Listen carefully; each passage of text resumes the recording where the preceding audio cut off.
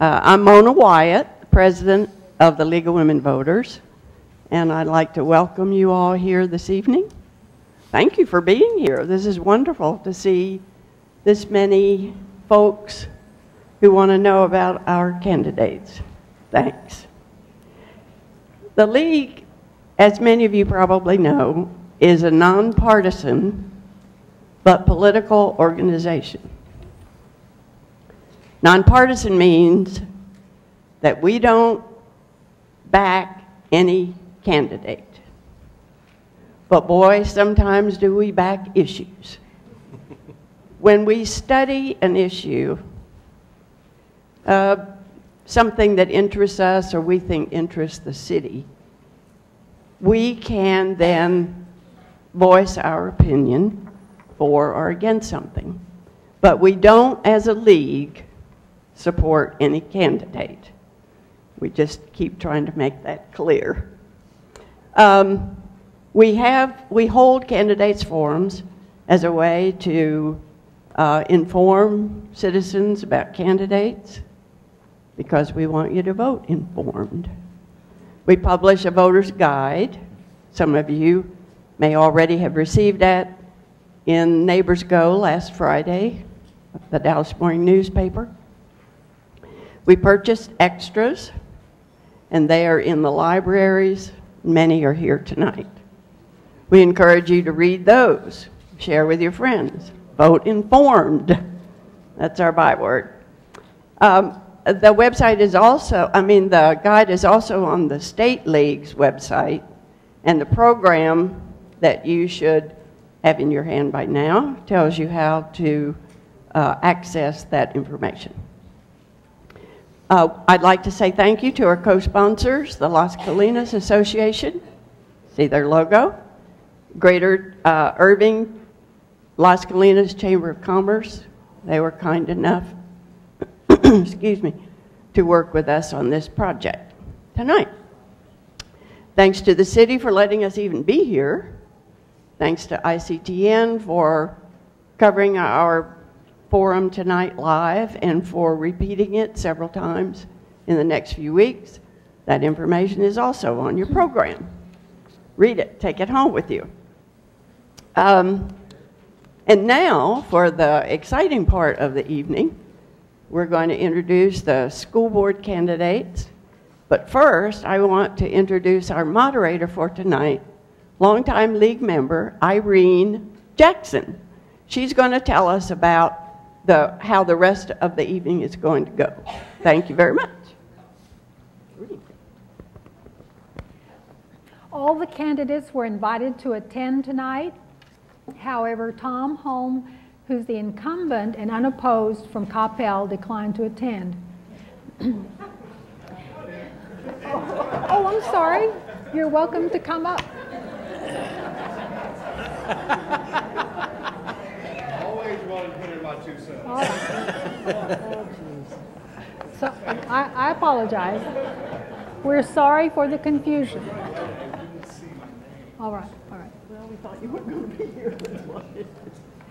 So we'll be asking questions, and candidates will have 1 minute each to respond, and that will be 1 minute to make an opening statement, 1 minute to make a closing statement, and 1 minute for a response to each of the 3 questions that we'll be asking.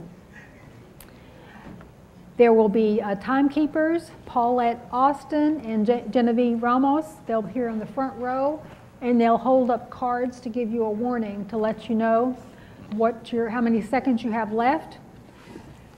When the last time card is held up, you can finish that sentence, but then you'll need to stop. We'll alternate the order of the questions so that you will be answering once. We'll try to have it so it's once the first question or once that you'll answer last, and we're making it as fair as possible, so you'll alternate the order and won't always be in the same spot every time. We've encouraged the candidates to respond to the questions, to discuss their plans, as they respond to the questions, to discuss their plans that they will have if elected, and not to spend the time disparaging their opponents. This is a forum, not a debate or free-for-all. All questions will be asked of all candidates. So we'll begin with the school board candidates, and we have from Irving as well as from Farmers Branch and Coppell, because some of our children attend schools in all of those cities. The candidates in ballot order are from Irving, we have in place 1, Nancy Jones and Stephen Jones.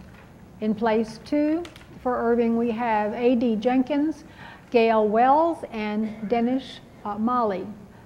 In Carrollton's Farmer Branch, we have James Good and Randy Shackman. In place 2, we have David Yarborough and Nancy Klein. Place 1, we have Tom Holm, and place 5, and Amy Dungan and Tracy Fisher. So we appreciate y'all's participation. So to begin, we have, first you have your 1-minute opening statement, and we'll begin with Nancy Jones. Good evening, and thank you for having us here. My name is Nancy Jones. I'm the current Vice President of the school board in Place 1. I'm a long-term resident of Irving. I have 2 sons who have graduated from this district, and I've been endorsed by the Metrotex Association of Realtors in the North Dallas Gazette. For 21 years, I have been a volunteer in this district, and in my first term as trustee, I have visited every school and attended numerous programs before and after my workday. In our first term, we've had 21 schools that are exemplary or recognized. We're also opening the first net zero middle school in the country, the largest of its kind, in the fall, and we're a 5-star district rated by the state comptroller. Trustees have to work very hard. You have to study the facts and be prepared to cast a vote that supports all children. My leadership and my knowledge and my tenure on the board will be important as we go into this next term, and I ask for your support in Place 1. Thank you.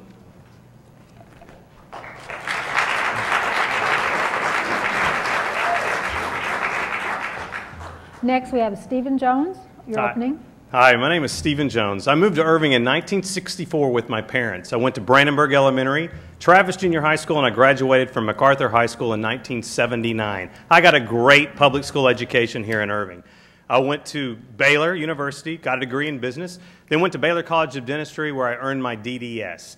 And I am running for school board because I have some differences of opinion in the judgment of the current board.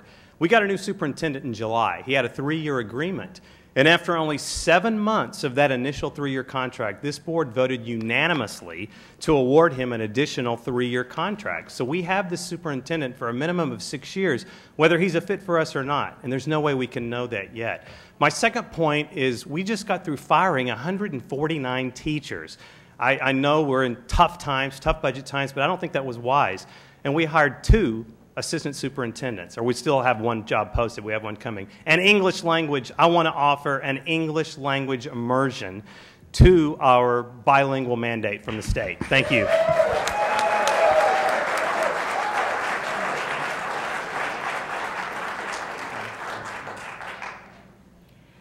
We'll now have opening statements from our Place 2 candidates, and first we have A.D. Jenkins. Yes, thank you. Good evening, everyone. Hello, my name is A.D. Jenkins, incumbent for Place 2, Irving ISD. I'm married with 3 boys. I've been living within the district for 24 years. I have my Bachelor of Science in Computer Information Systems from DeVry University. I'm employed at IBM as a software engineer. Currently, I serve on the YMCA board. I've also, in the past, I've served on the Campus Improvement Committee as well as the District Improvement Committee. During the first term, I have worked hard to bring attention to and advocate for issues that matter to parents, citizens, teachers, stakeholders, and mainly students of Irving ISD. I have always been consistent with the core values of respect, fairness, integrity, dignity, loyalty, and district growth as it relates to the education of our youth. As you can tell, I have a very true passion to serve our district in the growth of to a great education for all our youth. So thank you.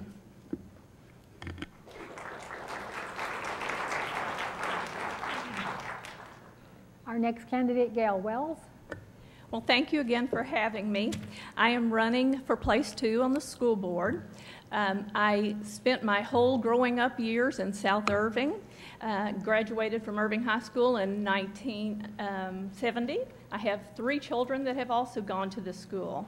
As a vocation, I am a CPA.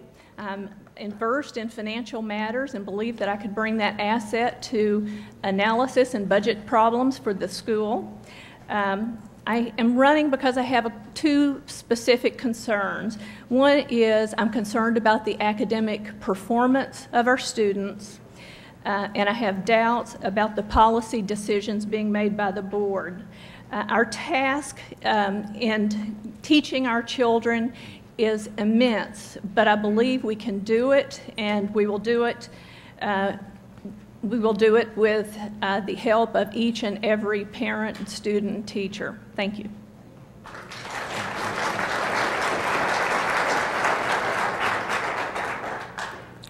Our final candidate for place 2 is Dinesh Mali. My name is Dinesh Mali. I came to USA in 1966 as a first-generation Indian from India to go to school. I have a bachelor and master degree in engineering. I'm a professional engineering, practicing engineering since 1975. I chose to place my name for the place number 2 on a IISD because I think time is very difficult for a IISD. We are losing something like $20 million as of 4th of April, and we are also losing a lot of teachers. I would like to prepare and look around to see how can we get some additional revenue by renting our facilities, and that support our budget. Thank you.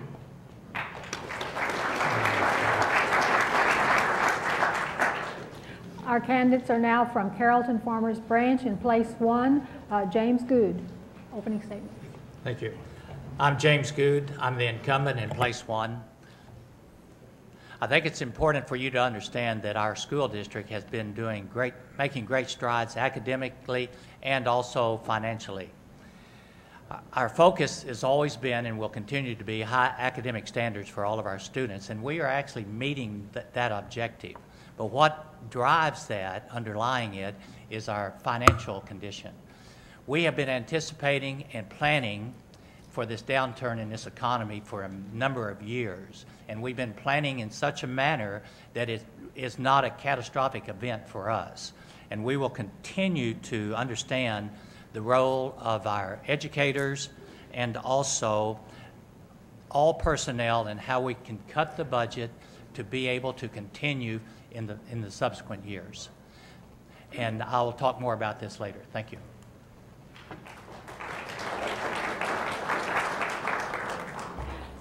The next candidate for place 1 is Randy Shackman. Good evening. I am Randy Shackman, and I am running for school board place 1 in Carrollton Farmers Branch. I'm running because school makes a difference to me and my family. I have 2 kids in the district. I have skin in the game, if you will. It is important to me that our schools succeed and that they do well and that we strive for exemplary. Our current board talks a lot about high achievement. Last year, 50% more schools declined in academic performance than increased in our district. They keep talking about how they've been preparing for the budget, and yet we have a multiple $million-dollar shortfall facing us, and the only thing that they're really proposing to do is to draw from our savings account reserves and probably end up having to raise taxes. I'm the guy that wants to get into our budget. I run boards all the time. I train boards. I know how to work with budgets, and we'll be able to cut our budget responsibly to protect our classrooms, protect our teachers, and I will bring fiscal transparency that has been long overdue.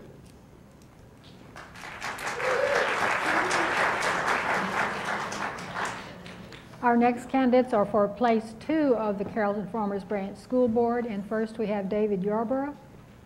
Thank you for having me. My name is David Yarborough, and I've lived in Carrollton for 31 years. My parents moved to Carrollton at the direction of the realtor who they wanted good schools for me and my brother and my sister. And I've attended Carrollton Farmers Branch schools, kindergarten through 12th grade, and so does my wife, Jennifer. We've been married for 15 years. She also attended K through 12. And I've got two small boys in the district, Nathan, who's a first grader at Davis Elementary, and Andrew, who's a third grader at Davis Elementary.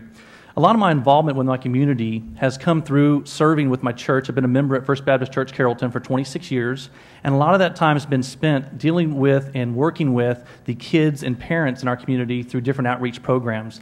I feel very confident being able to give back to my community through the school board, utilizing my, I'm a salesperson at heart, and so I like to ask questions, and I want to be able to ask the tough questions on the board that are really hard to ask when you've been on the board too long. So I want to bring that to the school board, and I want to be able to find out ways to save us money and ways that we can be an exemplary school district for all the kids. Thank you.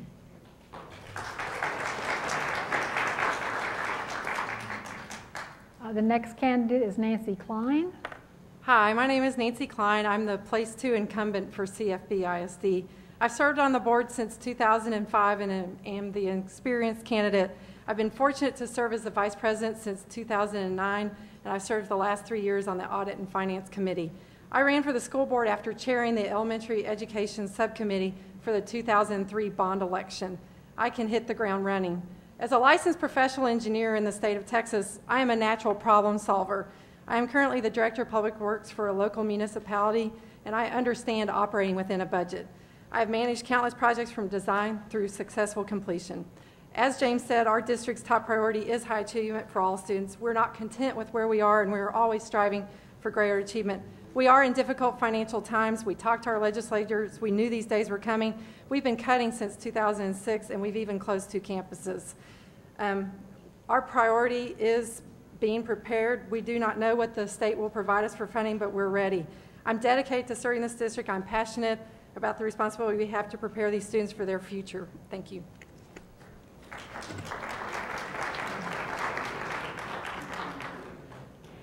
We'll now move to our Coppell School District candidates, and starting with Mr. Holm. Your opening statement, please. Thank you. I appreciate the League of Women's Voters having us here tonight. I am running for Place 4. This will be my second term. I'm running unopposed, but I'm here as representative of our school district to impress upon the group, our neighbors, that we can do things right in the education system. We've worked very hard. As a resident of Coppell for the last 17 years, I've seen the system, our schools grow. We are blessed and fortunate that this year we're able to renew all of our teacher contracts, and that's only by standing firm, doing the things that the state requires us to do, and working towards the goal of making an environment for learners to have choice. And with that environment, we hope that that support and diversity has facilitated their transition to the workforce and with college readiness in a successful fashion. And I thank you for having me tonight.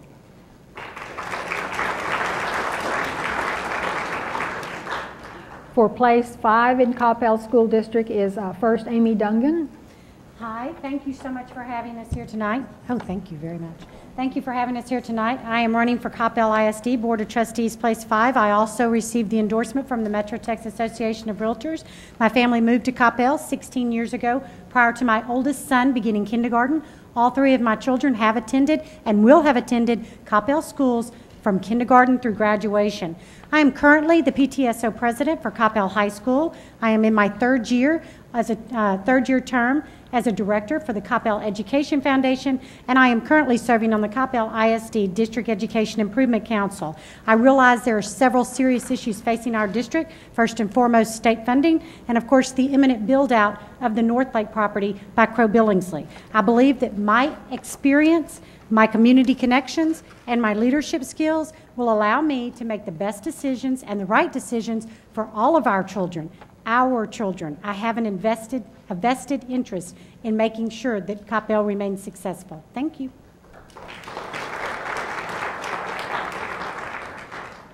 And our second candidate for Coppell Place 5 is Tracy Fisher. Hi, my name is Tracy Fisher, and I'm running for Coppell ISD Place 5. I want to build upon the excellent education that the Coppell ISD provides. CISD must continue to meet a greater range of needs for different kinds of abilities required by a more complicated and challenging world with potentially less state funding and more students. I've lived in Coppell for 23 years. I was in my 20s when I moved there. I was very young. We have 2 children that have attended school in Coppell. I have a 14-year professional background with a Fortune 500 company, Frito-Lay, as well as my last job was at DFW Airport managing the flight kitchen for LSG Sky Chefs, had 400 employees. I have a very strong volunteer background. When I left work to stay home with my kids, got real involved with the school district before my kids even began school there, and I've continued.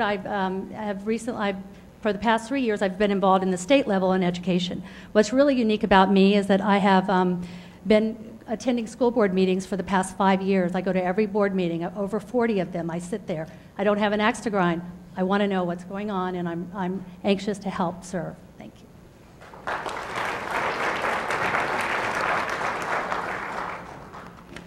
Thank you all for your opening statements, and now we'll begin with questions. First, the first question for everyone from the school district are House Bill 500, which has been introduced by Representative Eisler in the legislature, would amend current law regarding the implementation of end-of-course assessments. How could this impact our school districts, and are you in favor of this or not? And we'll first ask for this question to be answered by Gail Wells. Could you tell me the question again about the end of course? This is a law that's been introduced concerning implementation of end-of-course assessments. How you think this would impact our schools and whether you would be in favor of it or not.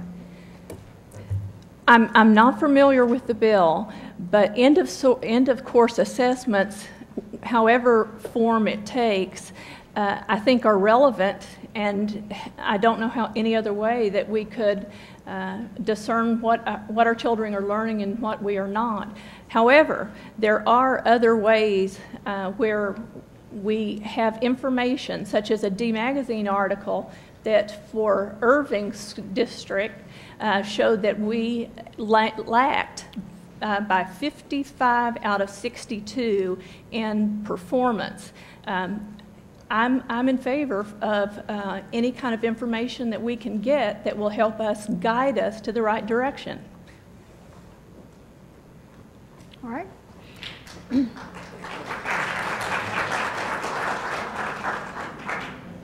And the same question, Mr. Malley, what would be your answer to this question?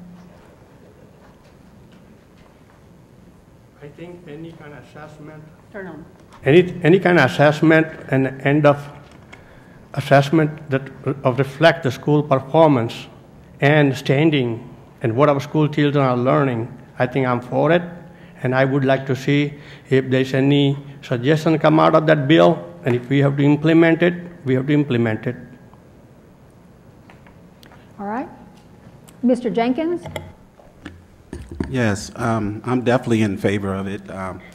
One thing, it gives a great assessment toward the end of the year how the student has retained the information, and that falls directly in line with the mastery of the subject, and that relates to the new grading policy that we have. It's one thing to do well on tests, but it's even better to know that the student has retained that information so they'll be able to go to the next level successfully. All right.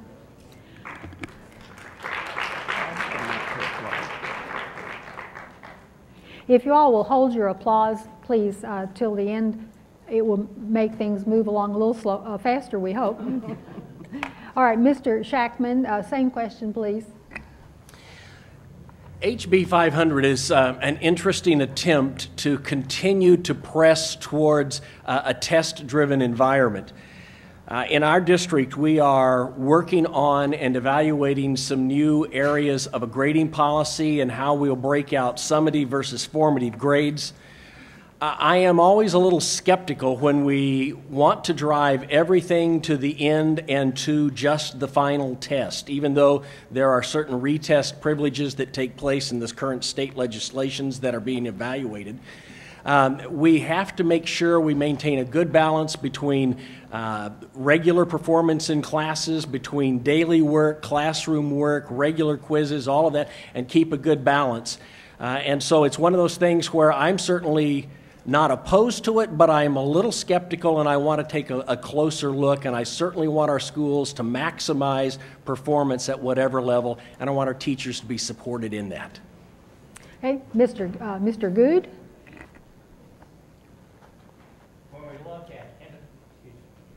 When we look at end-of-course assessment, what are we comparing it to? TACS? That's where we are now, so let's start with TACS. We've all had experience with TACS. We know it hasn't worked for the majority of our students because of what it covers. A end-of-course assessment is the best opportunity we have to have that understanding of where our students are. Our new grading policy has been indicated is broken up into two areas, the formative and the summative. And I believe through this process and the new grading procedures we're going to be using, you're going to see something that will give us a better snapshot of where our students are. And what I mean by that is, are they learning the material? If they are learning the material, then this truly does become a better process. Thank you. All right, now Nancy Klein, please answer.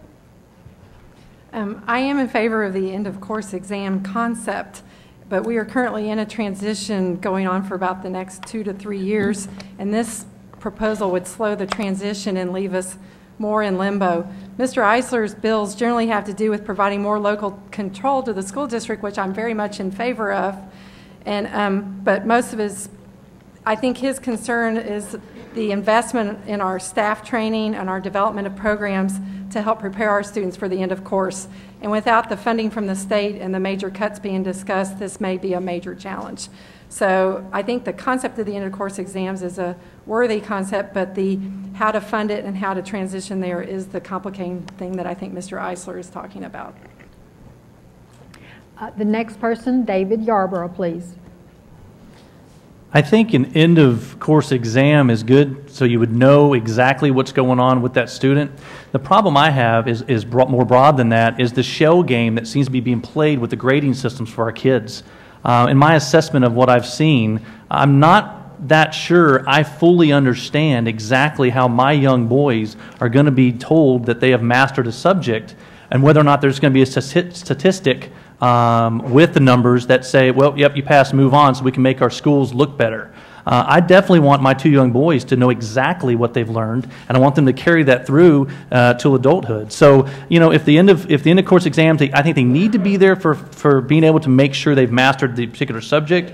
But I have some real concerns with the shell game being played with the grading system and things that the current district is doing. The next candidate, please, to answer the question, Tracy Fisher. Yes, I'm one of just 2 parents in our district that is serving currently on an end-of-course committee in the district just to determine how we're going to handle House Bill 500 should it pass. Our thought is that it probably will get changed quite a bit in the Senate, but currently that's what we're preparing for. The additional testing that we do in our the House Bill 500 will cause our current tax testing to go from 28 days a year to 45 days a year with the end of course. We are really over-testing our kids and test prepping our kids to the point where they're really not prepared when they get to college. There's a video out called Race to Nowhere. If you've seen that, it's very provocative. It talks about Cal Berkeley, how they have to remediate 50% of their freshman class, and that's a travesty. Texas right now ranks 50th in the nation in education. And as long as we're continuing to hold our standards in Texas and to Texas standards, our kids are going to fall further and further behind. Next, please, Amy Dungan. I can say I have personal experience with this. My child has just taken a practice end of course exam. I do think that, unfortunately, I agree with Tracy that our grading policies are not obviously ideal, but I do think that being able to, you have to have some sort of assessment, and I think as time goes on, we'll see more and more of end-of-course exams, which determines whether a child has really retained the information and the knowledge that they need to move ahead into the next topics and to the next subjects. I do think that our elementary schools are looking at standard-based report card systems where it gives a better overall assessment of the entire academic history of a student, and that is probably the wave of the future for most districts in the state. We're moving from the tax exam now to the STAR exam. As Tracy said, the number of testing days is increasing dramatically, as well as the cost to our district. Thank you. Mr. Tom Holm. Thank you. House Bill 500 is again one of the state's attempts to get into local district management, and that is a challenge. With the 28 days they already mandate, we find that in our district we have already taken steps to reduce the number of testing days.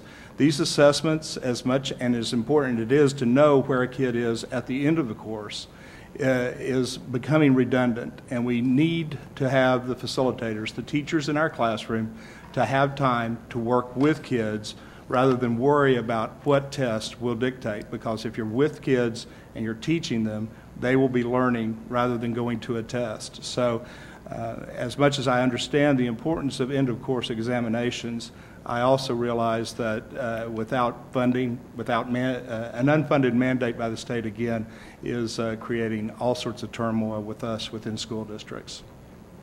All right, we'll move over finally for this question to our Irving Place 1 candidates, Stephen Jones.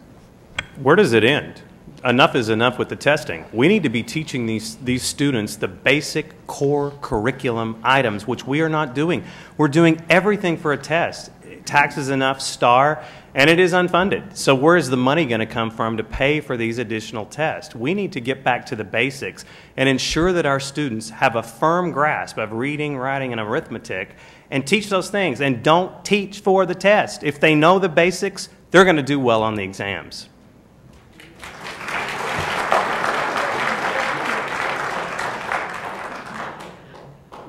Nancy Jones.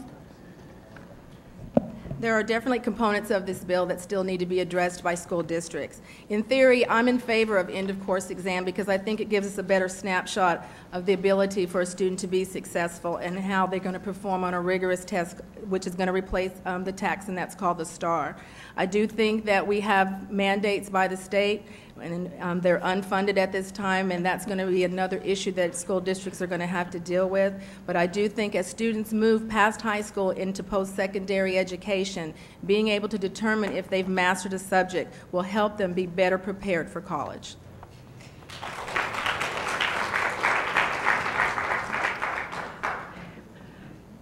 We will move along faster if you all will please not clap. The next question, which would be for all the school board candidates, what would your top priorities be to make your district exemplary? And we will begin the second question with Carrollton Farmers Branch candidates for place 1, James Good.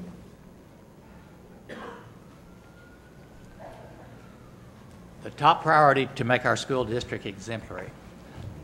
I believe that's what we're already doing, and that is our focus is on the achievement of our students. And what we are trying to provide is the resources behind that to ensure that all areas for academic success is being addressed. We have to understand when we talk about being an exemplary district, we're talking about a diversity of children that are involved in this. And we have to understand all the different learning methodologies that are required to address all the different levels of students. And that's what we are working on now to ensure that any and all groups, subgroups are being addressed academically. Now, does that come at a price? Absolutely. That is the challenge of our budget, which we will continue to work on to ensure that we can provide all of the many programs that are required to move to an exemplary status. Thank you. All right, Randy Shackman, would you please answer the question? Exemplary schools are the #1 goal of my candidacy. I want our schools to be exemplary because I got kids there. The problem is that as a school board, we have been focusing on academic achievement to the point that we have failed to build the proper foundation for that, especially in our budget. I don't know how many of you have seen an Edsel lately, but by far they were the best built car in the 1950s. They didn't focus on their budget and they lost out. We have got to be exemplary by starting at our budget. We've got to prepare our budget. We've got to focus on the priorities of the classroom first. We have too many high-priced administrators, too many high-priced district leaders. We have 24 folks in Scottsdale, Arizona at a resort right now spending $40,000 of our tax dollars. We've got to start the budget if we're going to be exemplary. We can be exemplary, but we've got to get our act together, and our current board doesn't seem to have a clue about how to do that. I want to cut the budget. All right, our next candidate, please, to answer, David Yarborough. I'm in agreement with Mr. Shackman that the key to exemplary is making sure that we are asking the tough questions when it comes to the budget. Anything we want to do as a school district is going to take some sort of monetary value that it relates to the student. What I want to do is be able to take, my priority would be to take the current budget, flip it around on its head, look at where we're spending money that does not directly affect the students. My two young boys sitting at Davis Elementary, I want all the money that can go, not just to them obviously, but if it could, great. But I want to make sure that the money's spent appropriately for all the kids that are in the district. My oldest son is in special ed classes, and I want to make sure that those class sizes don't grow, and I want to make sure the right amount of money is spent there. So the key is making sure that we are spending money in the right places, making that a priority, and then we can take the extra money that we're going to find, and we will find it, and put that toward student achievement to make it exemplary. Next, we have Nancy Klein. Our top goal is high achievement for all. Our top goal is high achievement for all students, and we've got to keep that as our focus, but the money does underlie everything. This is a chart from a group called ERG Education Resource Group. They analyzed the 200 largest districts in Texas and scored them after making adjustments for student demographics on financial success and academic success. Carrollton Farmers Branch, the highest financial performance is the far left. The highest academic performance is the far left. The bottom left. We are actually right here in this quadrant. We think we're doing a good job with money and academics. We think we can do better. There are two school districts doing better than we are where we want to be. We think that we are managing the return on investment of our programs that we're investing in. It's important to give the teachers the tools to teach so the kids can be successful. We'll now move to Coppell School District, Place 5, and the question first to Amy Dungan. Thank you. I believe the top priority for me would be to make sure that we are continuing, because of budget constraints, to continue to look for creative and innovative approaches for learning. We need to make sure that we are constantly looking for better uses of our technology, because we are now offering blended classes, project-based learning, IB, AP classes, dual credit engineering, health science, tech classes, distant learning, online classes, and now we're even looking into specialized elementary schools. We need to make sure that we find a way in our budget to keep our most precious asset, our teachers. And in order to do so, we need to look at new approaches to the learning process. We'll next move to Tom Holm. No, Tracy. Oh, sorry, to Tracy Fisher. I believe that the top three priorities for me are to continue to grow innovative solutions to education through technology, taking a business model approach. Also to develop lifelong learners, reduce the focus on testing and prepping, and then also to support really great educators. And that's key to the first two. I believe that we have a great opportunity with the education budget crisis looming. It's going to actually serve as a catalyst to finally change education for the first time in over 100 years. Education looks the same as it did a long time ago.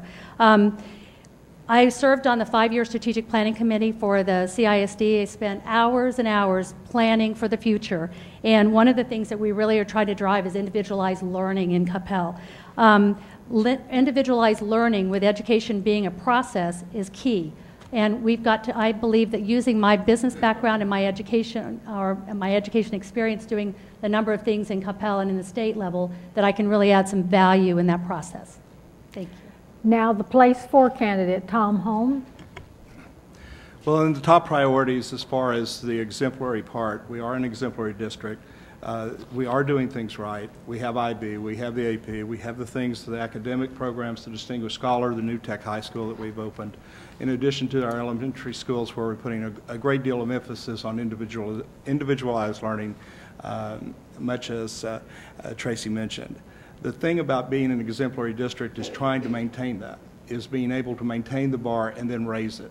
And that's what we should be thinking about every day of our lives for our kids, is how we prepare them and how we give them a better opportunity to do better than we're doing. And without a good education, without a great foundation, without us doing this from the very base, money involved or not, it is important that we as human beings extend this for our children so we have a great future for our kids. Now for Irving Place 1, Nancy Jones. Being an exemplary district would be great, but I think it's more important to focus on excellence. As we move through this process and what we're rated on to become a recognized or exemplary district, you can't always compare apples to surrounding districts. What's important is that we minimize the effect in the classroom so that we can educate our children. When you look at what Irving is doing, look at the achievement that we're making. With just a few short factors, we are an exemplary district. But again, we're not rated the same as some of our neighboring districts. So it's very important, instead of just looking at the final rating, to look and see if our children are achieving, if our children are learning, and if we're closing those gaps. And we are doing that here in Irving. Next, Stephen Jones. Look at John Haley Elementary. What a success story. Exemplary 2 years in a row. In a low income, one of the lowest income areas of Irving. It can be done. But our priorities are wrong. Why are we spending $1.7 million on bilingual stipends, $1.3 million on athletic stipends, and only $400,000 on math and science? We need to be educating the core basic classes, which we're not doing. And let's let the teachers teach. Why do we try to make them all fit in a certain mold? They all have different strengths and talents. Let them teach. Let them free. Get rid of some of this onerous paperwork that comes on from on high in the admin building, and let's let them go. I had two fantastic teachers in my 20 years of formal education, my first grade teacher and my fourth grade teacher at Brandenburg Elementary. They wouldn't be able to teach the way they taught me then. They were spectacular. Dorothy Long in fourth and Elise Walker in first, and I wouldn't be sitting here today without the great foundation I got from them. Let them go.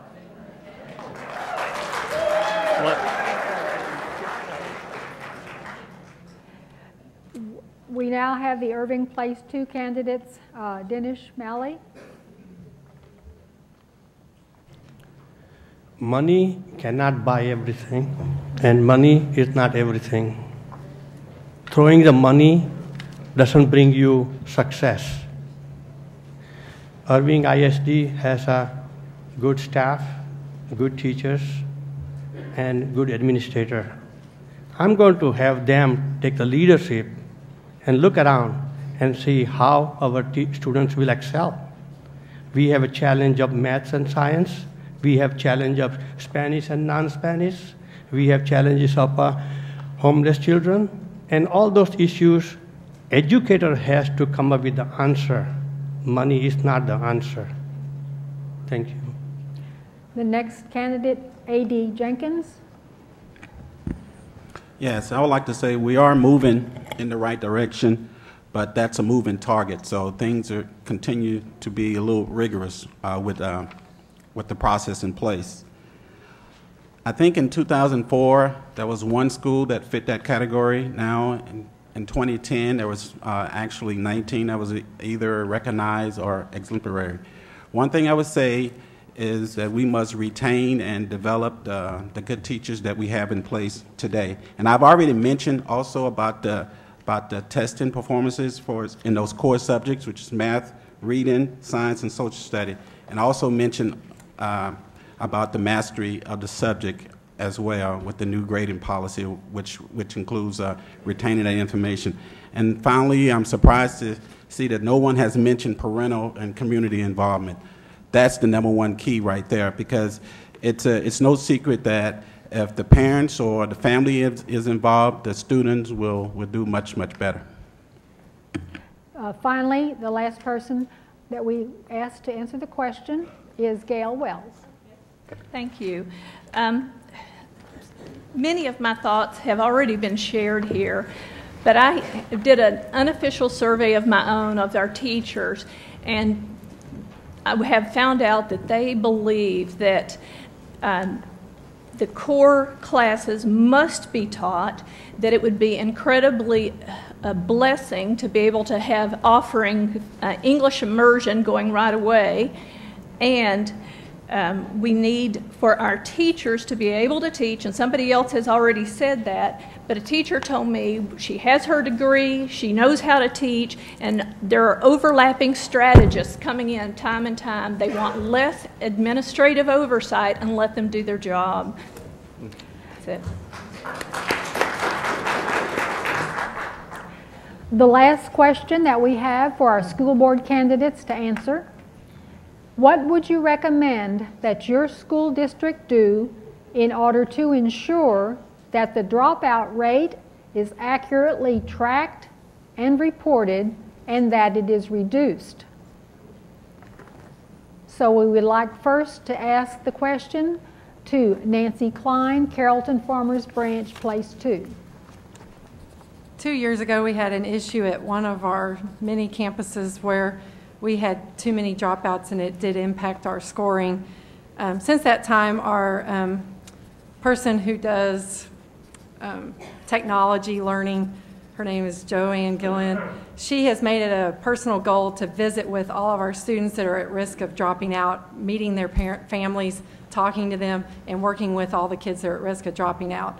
Last year, we had an incident in a middle school where a staff person just dropped the ball on filling out all the paperwork right, and we actually had to challenge our rating there because we lost track of too many of our students because of one staff person.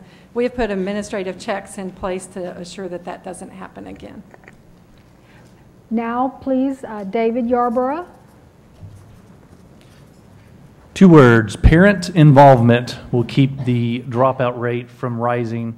That's probably the biggest key that we need to see in our school district for sure. And a lot of people would say, well, how do you do that? But they've been struggling with that for years. Well, I can tell you, there are keys to getting parents involved, and there are keys to learning what would make a parent get involved. Just look at your local PTAs and the involvement you have in some of those and how that's dropped over the years. You know, even when my mom was younger and would go to PTA and things, times have changed, but the fact of the matter is, if we don't have more parents getting involved with their kids' education, you're going to see more kids that aren't successful. Even as simple things like doing homework. Homework makes a big difference, and the kids that do homework typically are going to be more successful. As far as being able to report it, the people in the administrative building need to do their job, and if they're doing their job, they're going to report it. And if they're not doing their job, we can take care of that. We'll move now to Coppell School District, Place 4, Tom Holm. Well, addressing our dropout rate, it is not really on the Coppell ISD radar, and I don't say that smugly. We always are concerned about any child that is not interested in going to school any longer, that finds reasons not to be in class. I do applaud the fact that we opened our New Tech High School, and in its first year of operation, 3 years ago, we had a 98.9% attendance rate at that school for the entire school year. What that was a reflection of is engagement. It's not only parent involvement, but it's engagement. It's getting kids with the technology, with the training for the teachers, with the interest to stay in class, and that's our responsibility as a school board to set that direction, to give those kids something that takes them into the rest of the 21st century. Thank you. All right, then we'd ask for Tracy Fisher to please answer. I think as Tom mentioned, we don't have a huge dropout rate in Coppell, in the Coppell ISD, but we still don't reach every student. And I believe that, as I spoke before about individualized learning, it's really important to reach a kid where they are. School should be about passion. Kids should want to go to school to learn something that they're excited about. And a lot of that has to do with the way the teachers are held back, as everybody's kind of expressed tonight. I was involved in that New Tech School research and development of that, and that's a fantastic place for kids in Coppell, especially at the secondary level, which is where we tend to have dropout rates if we're going to have any. My son is a passionate musician. He goes to school for his music. He is a senior this year, graduating the IB program. It's not about school for him. For him, it's about music. But he does his school, and he's learned a lot that way. I founded the Coppell Gifted Association 6 years ago. It was a need that we had, and through that, we've developed Mosaic Summer Enrichment, for kids in 4th through 8th grade to use to help them learn things that they're passionate about. I'll talk more about that. And our second candidate for Coppell Place 4, or Place 5, excuse me, Tracy, Amy Dungan. Thank you.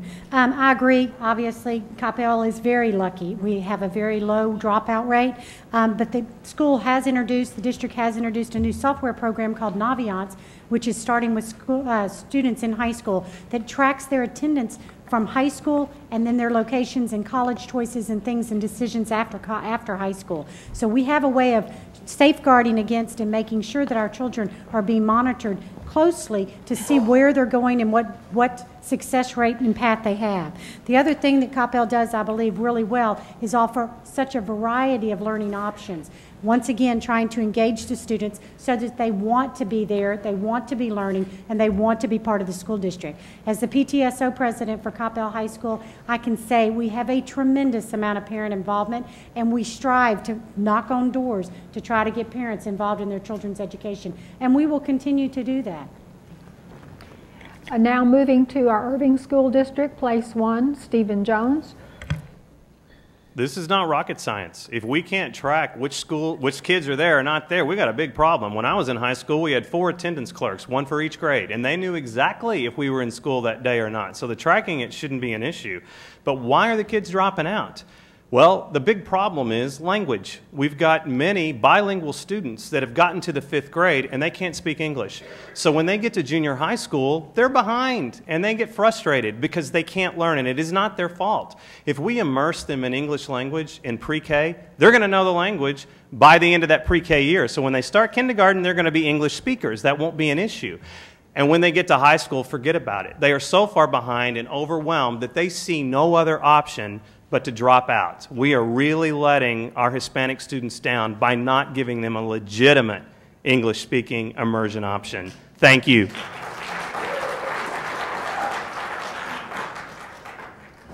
No clapping, please.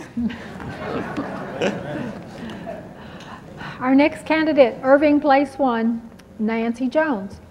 I believe the question was about tracking. We do have some outstanding attendance clerks, and we've also added the registrar position to help us with the tracking of these students. I'm a parent, so I know what parent involvement means in terms of making sure your child is in school every day. But the reality is some of our students don't have that same support from home. And it's up to us in the schools to make sure that our classrooms are engaging so they want to come to school. 9th grade is a key issue to look at dropouts. 9th grade. And with our AVID program that we have in the middle schools, we're doing a fantastic job of keeping those students engaged. Fortunately, we do have an English immersion program that our students can enroll in, and many of our bilingual students do enroll in from pre-K on. So we are already ahead of the curve there, but I do think with the extra tracking and the extra registrar position, it's going to help us not only to track our completion rates, but also to know where our students are each and every day.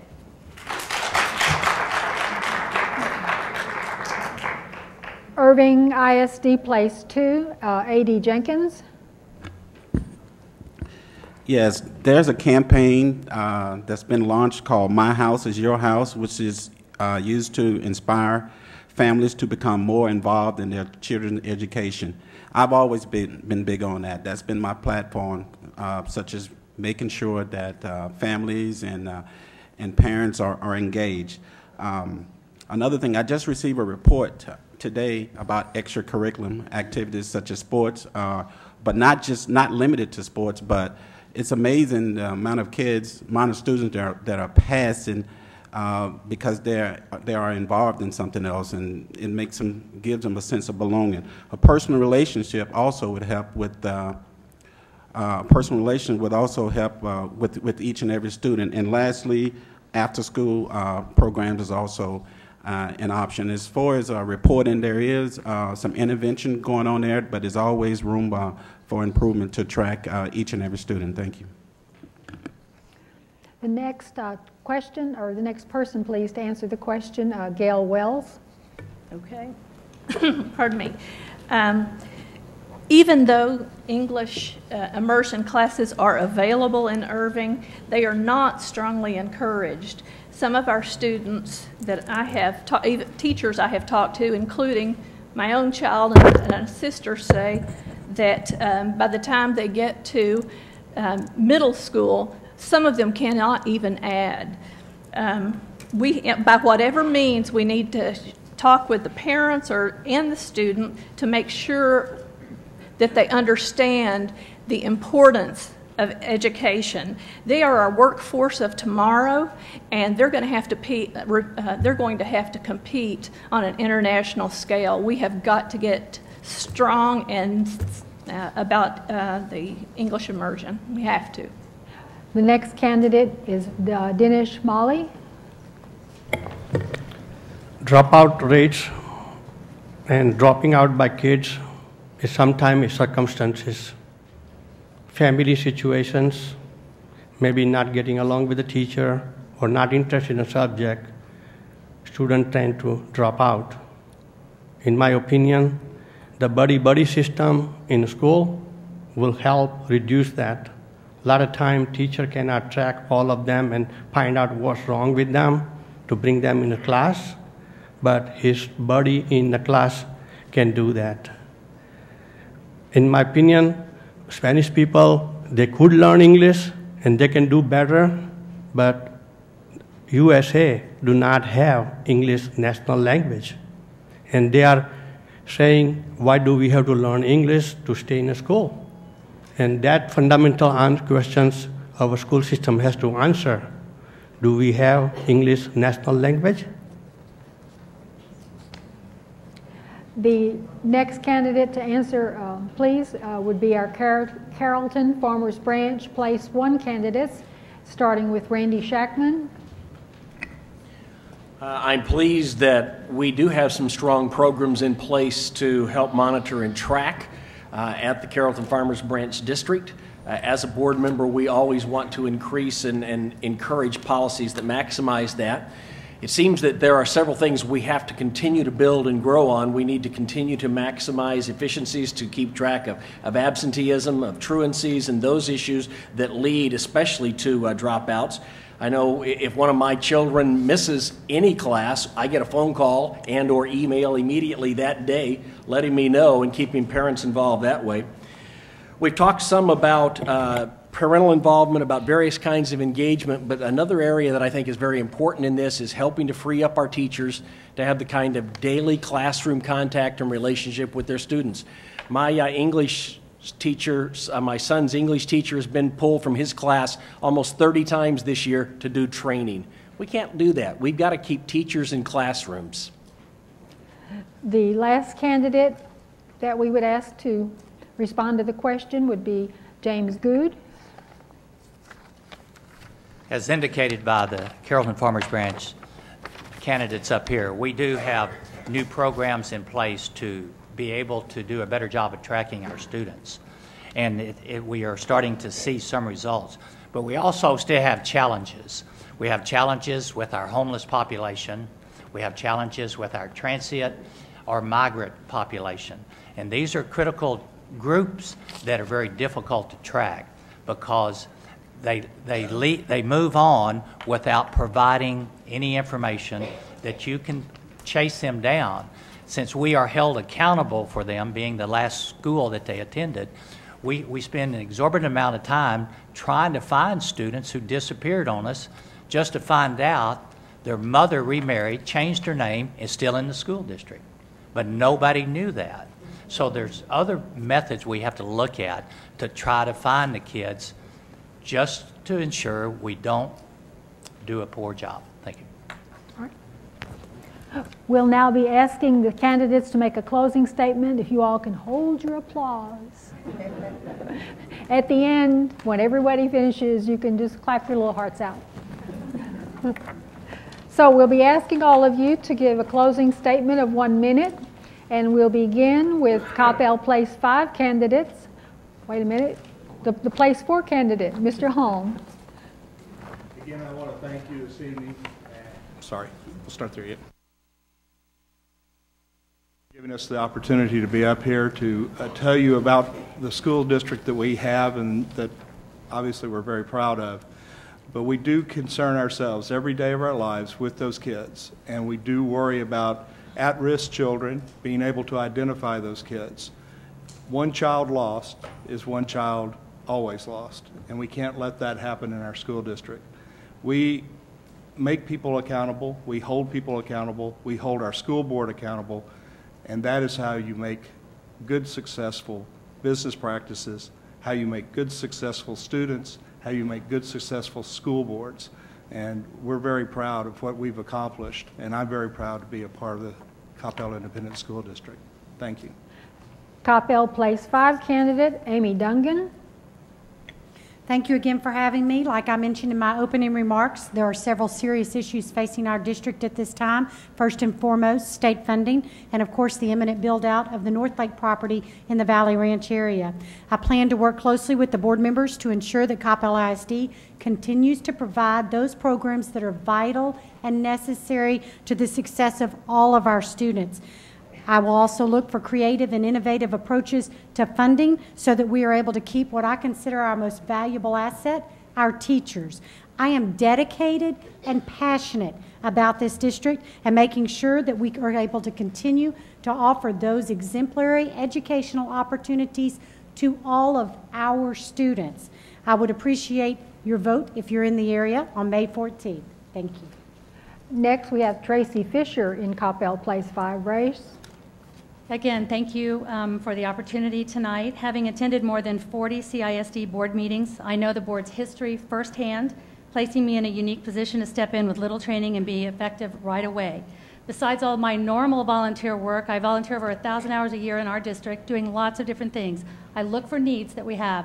One of the things I was mentioning before was our Mosaic Enrichment Camp. We started this as an opportunity to raise funds for teacher education.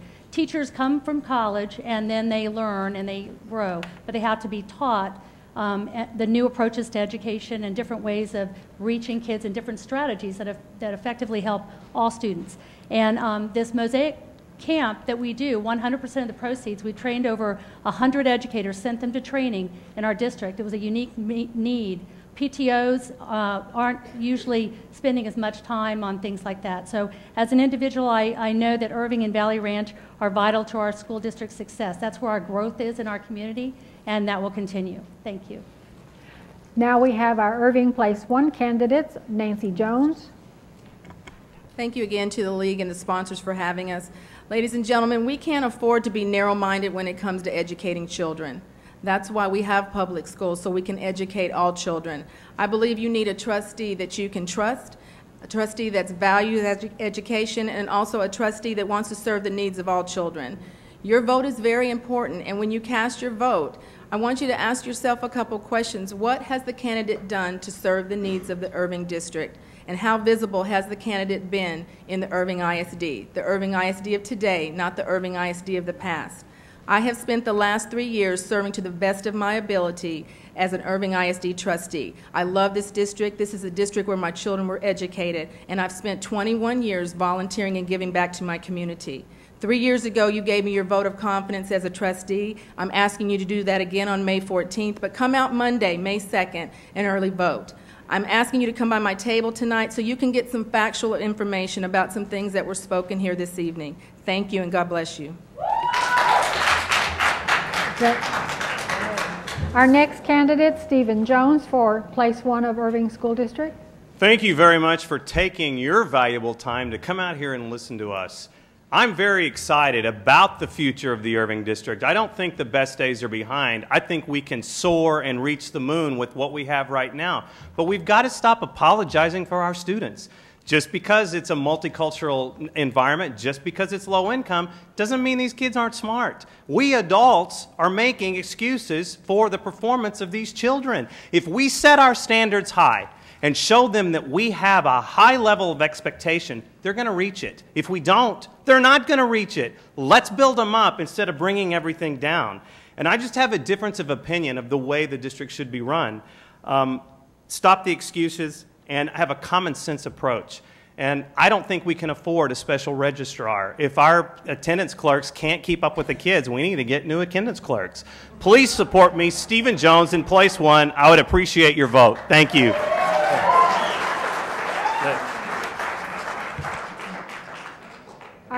Our next candidate, would be for Irving, Place 2, Gail Wells. No, he's holding up quietly. So. Thank you again for letting me come by and tell you about how I love Irving. I've been here, it seems like forever. I have also done many, many things to the value of the city and for our school district. I've been at the same church since I was 1 year old here in Irving, and I love what I do, and I would love to use my background in finance to help make our jobs easier and at least more understandable. Our task with our children is huge, but I know that all together, we work together with the parents, students, teachers, we can make it better. Thank you. Our next candidate, Denise Molly. Thank you very much for coming today and listening to us. You can tell I'm an outsider. I only moved to Irving in 2002. This is my retirement place. I love Irving. I live in Irving and doing a community work for our Asian community. I do have a lot of time to devote. I chose to be a candidate for a school district.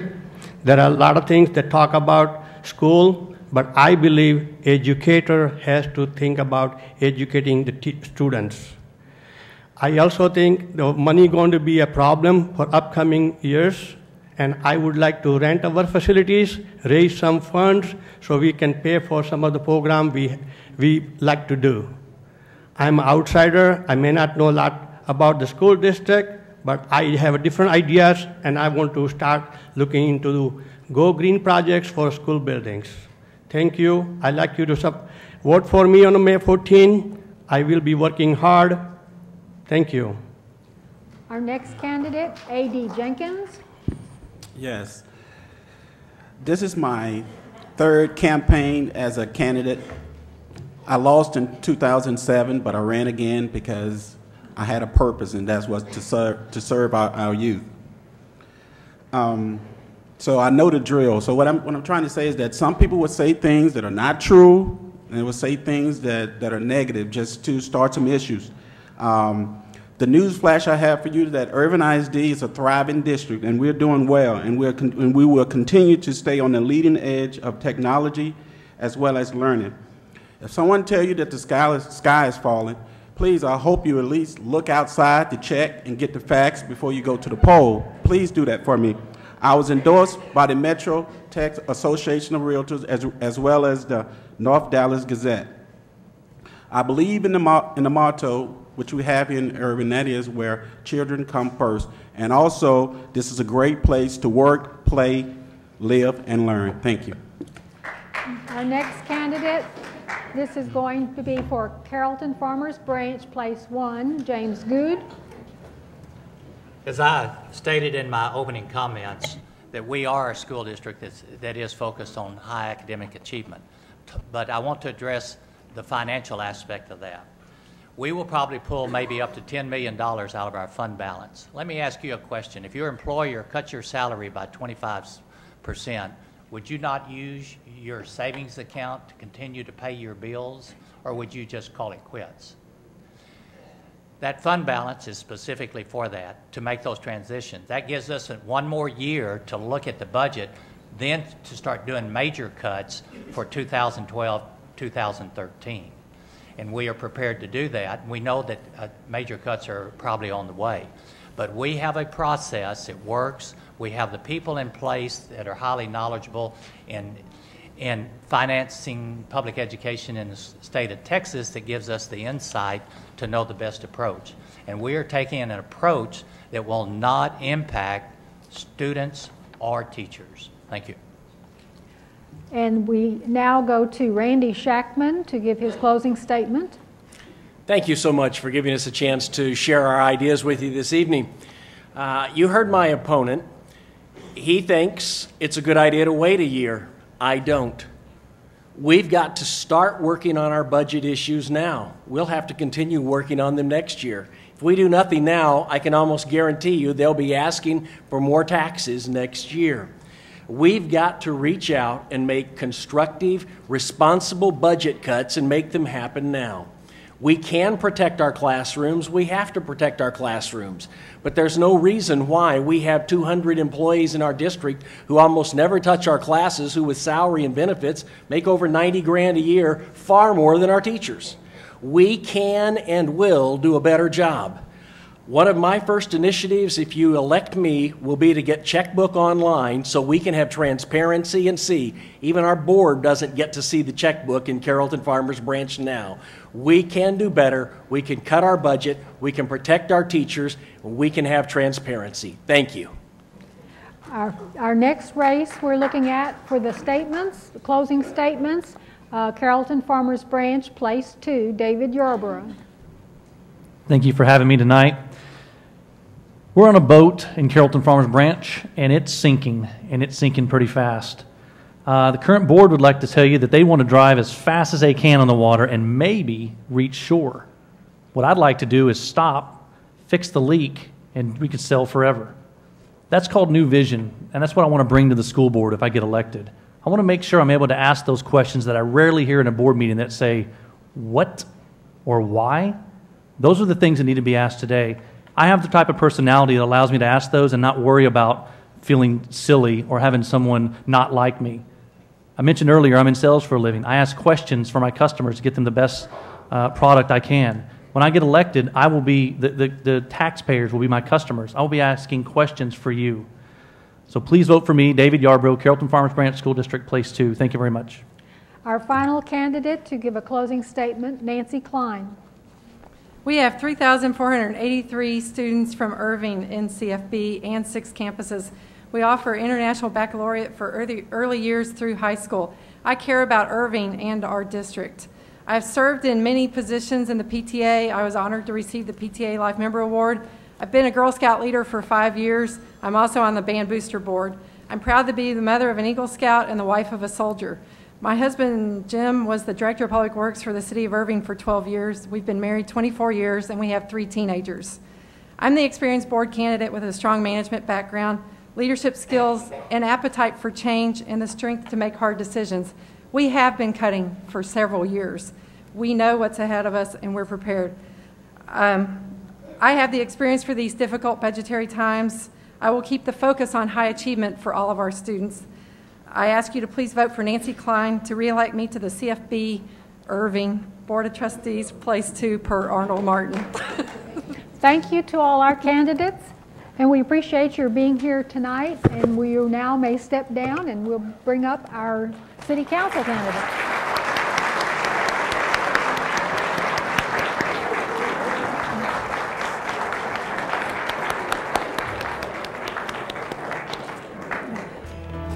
We're now moving to our part of the program where we'll be talking with the candidates for mayor.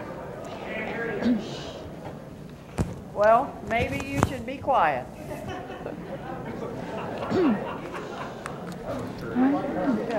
Hello, hello.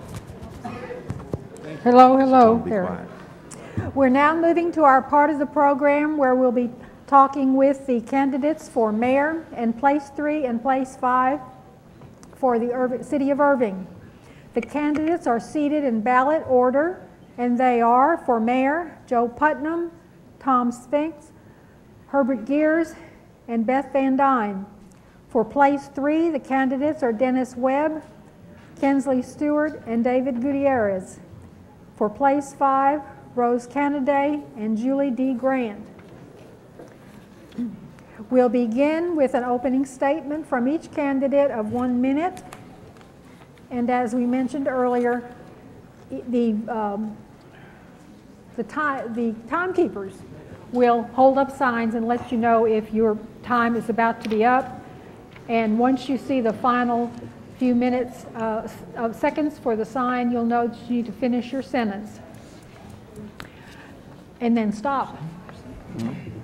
So, beginning with opening statements of 1 minute each, the mayor candidates, beginning with Joe Putnam. Thank you very much, and thanks for the invitation and the opportunity to be here and visit with the citizens of Irving. I never expected or thought that I would be running for office again, but I'm running because over the course of the past several months, a number of citizens have asked me to do so because of issues that they have concerns with and issues over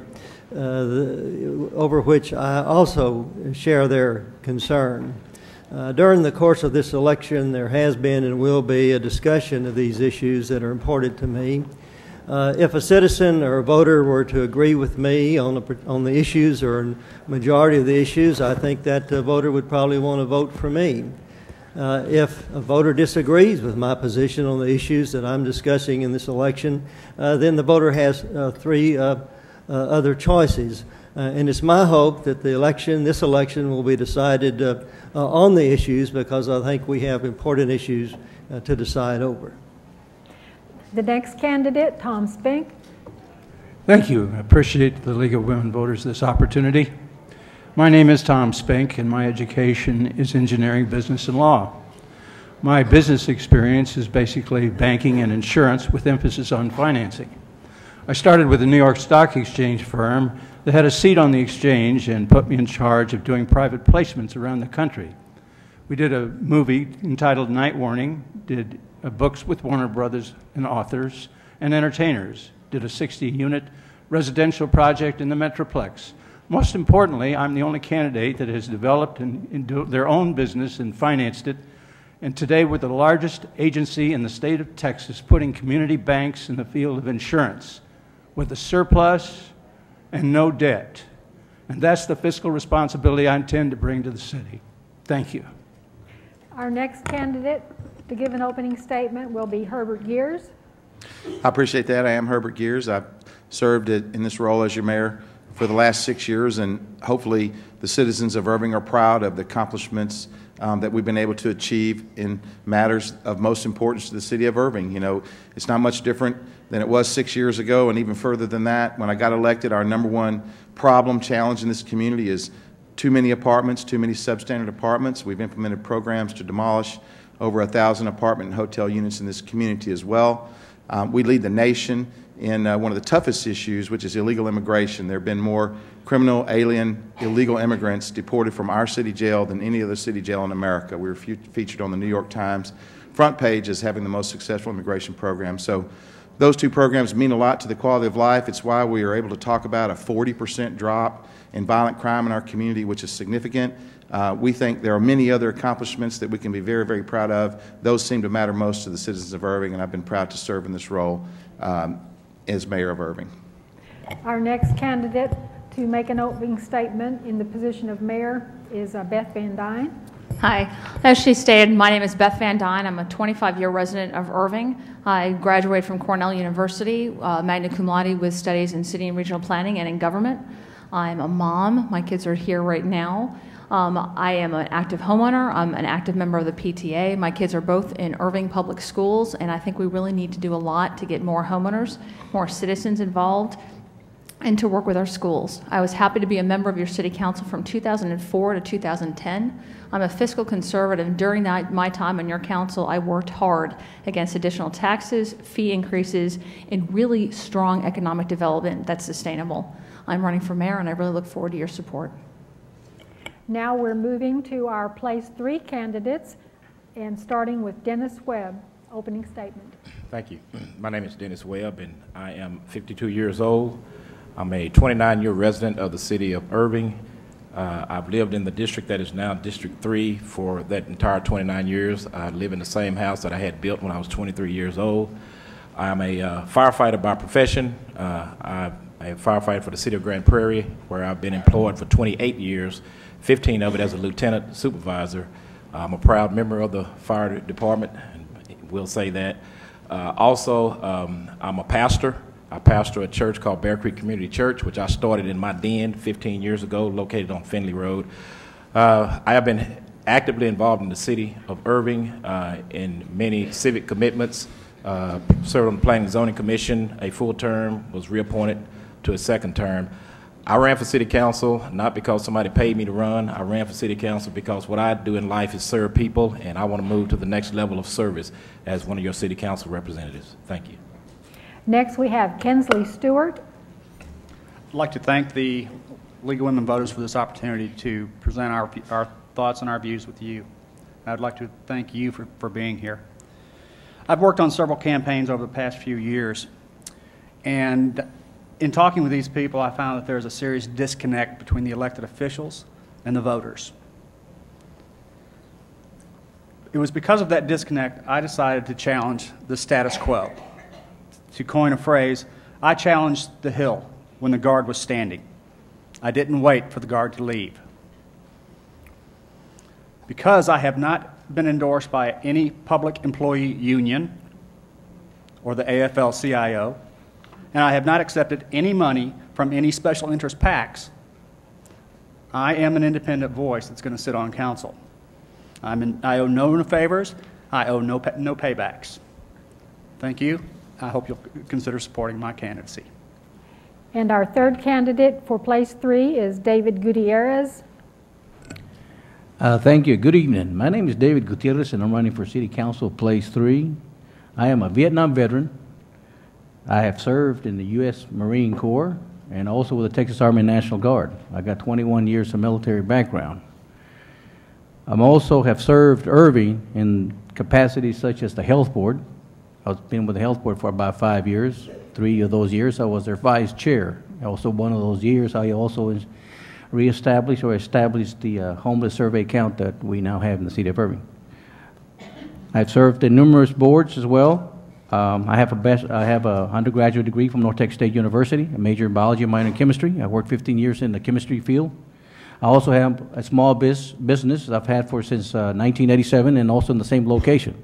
I serve my country proudly, and I will serve Irving just as proudly as that. I want to thank you very much.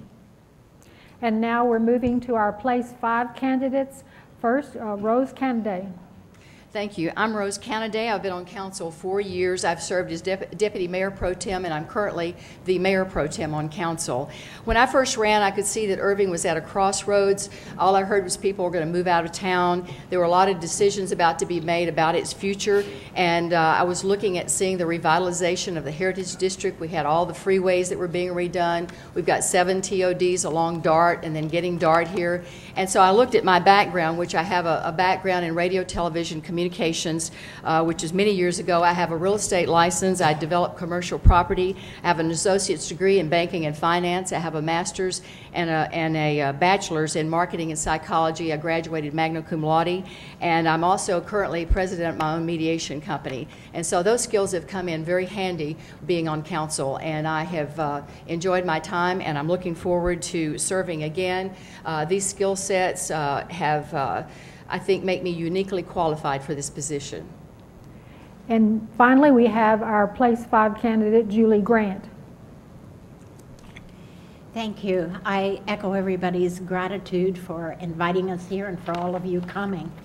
I've been in Irving for 37 years, and I'm a little over 30.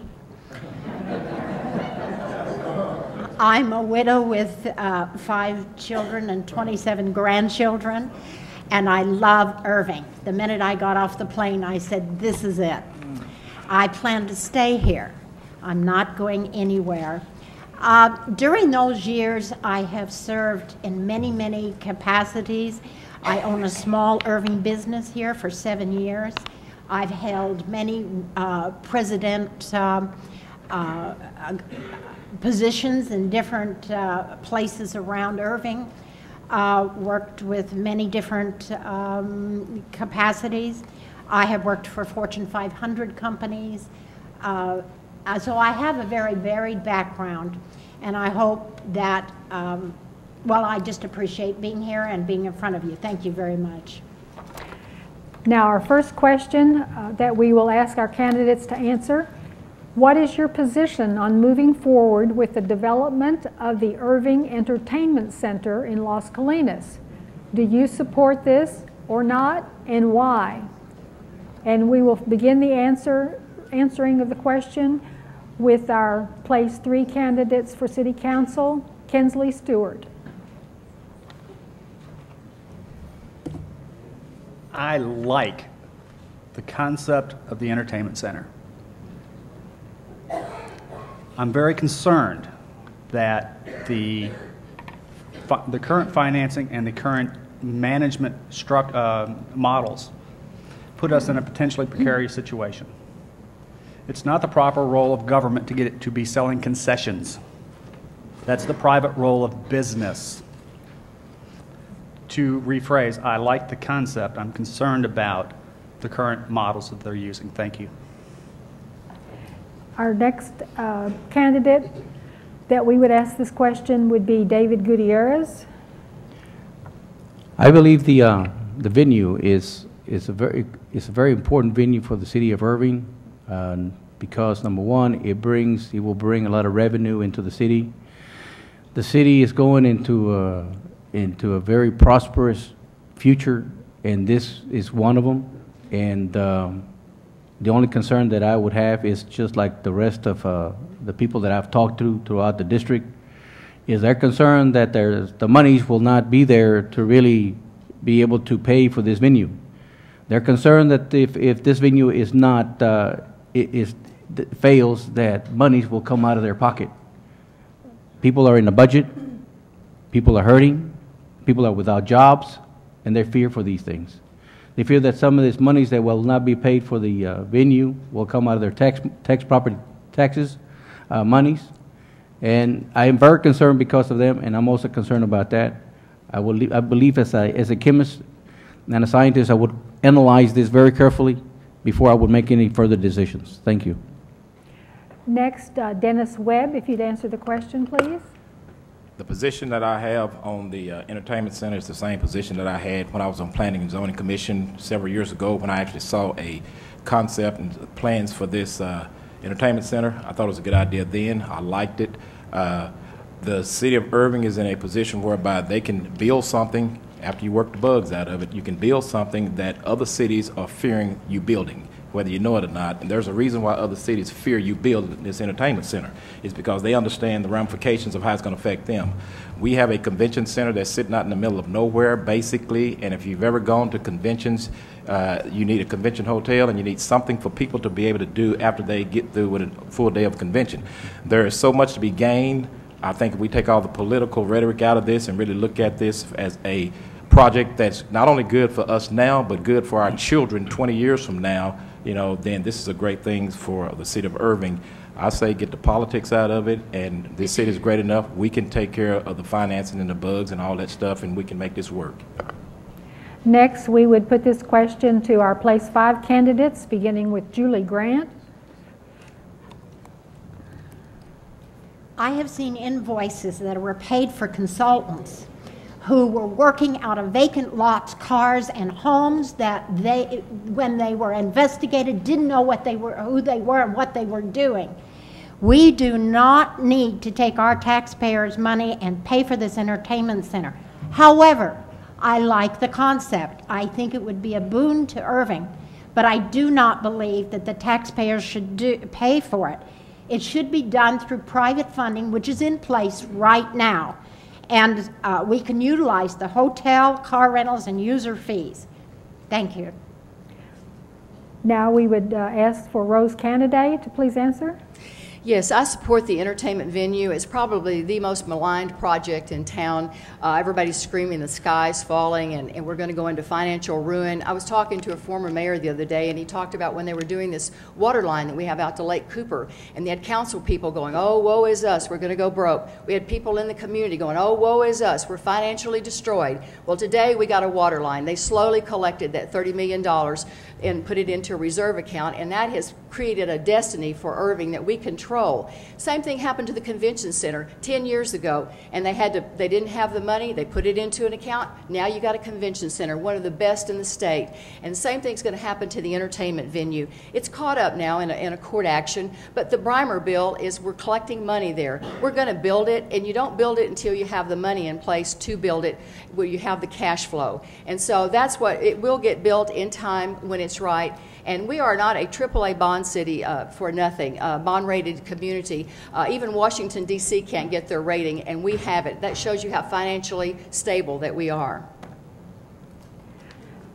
Now we would ask for the question to be answered by our mayoral candidates, and beginning with Tom Tom Spink. Thank you. First of all, it's a very complex question, and to tell you the truth, I support the entertainment venue wholeheartedly, not the way it's structured. If you go to WFAA on your computer and look at the 5 escapades that has been put on this entertainment complex, I've had no funding from any of those people, or anybody else, as that matter. But you need to go see that. If you haven't seen the waste of money on that project, you need to go see it. That's costing Irving. That's your money. Don't let anybody fool you. That's your money.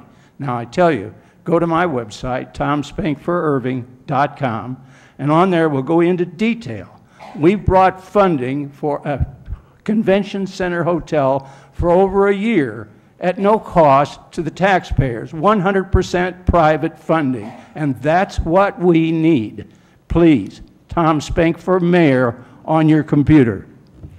Our next candidate, we put the question to, Herbert Gears. It's a very significant project for Irving. It's a couple of thousand jobs, several $100 million of economic impact.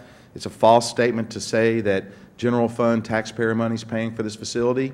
We had an election in 2007. 67% of you all voted and instructed and ordered me to get this project done. We've been working on it ever since. It's 100% paid for by the users with ticket taxes, parking taxes, and the hoteliers that will use this project implemented and supported this tax on themselves. Of course, we are in a lawsuit right now. Joe Putnam is suing the city of Irving to stop this project. It's being funded by Anschutz Entertainment Group, our competitor out in Grand Prairie, who knows we're creating something that's really wonderful for our community that's going to put them out of business, quite frankly. That's what the experts have said. This is a false statement to say that we spent all this money and we have nothing to show for it. Most of these candidates up here have been out to those offices and seen those construction-ready drawings and designs and that project that's been evaluated by experts saying that it's a category killer. So, as Rose said, it's one of the most maligned projects we've ever had in this community. We blew up our entertainment venue. There's no reason to come to Irving for an entertainment destination any longer. We're going to recreate that and help our hospitality industry. Next, we would ask for Beth Van Dyne to please answer. Yeah, there's absolutely no question that we do need to have something around the entertainment center and something that is something like an entertainment district. The problem is the funding. I agree 100% with Dennis. Let's get the politics out of it. I also agree 100% with Julie. If you look at the invoices, you'll find $50,000 has been spent on consultants whose address is an open, empty field. And let's look at the professionals that are calling this a category killer. We've got a manager of a topless bar. Woohoo! How proud are we? Let's look at the facts. You need 9,000 people there a day, 9,000 people, to make this a viable, not even a profitable, but just to break even 9,000 people. I have taken this to experts, and they've said that the way that we're funding it, the way that we're building it, the way that we're opening up all the restaurants, it's not a viable project. It's not a sustainable project. We have spent $23 million, and if you listen to the developer, he has claimed to put $13 million into it. That is $36 million that we've spent, and we have not turned over a single shovel of dirt. We need this. I agree that we need this. I've been to the building, and I've looked at our office, and he's right. For $36 million, we have pretty drawings.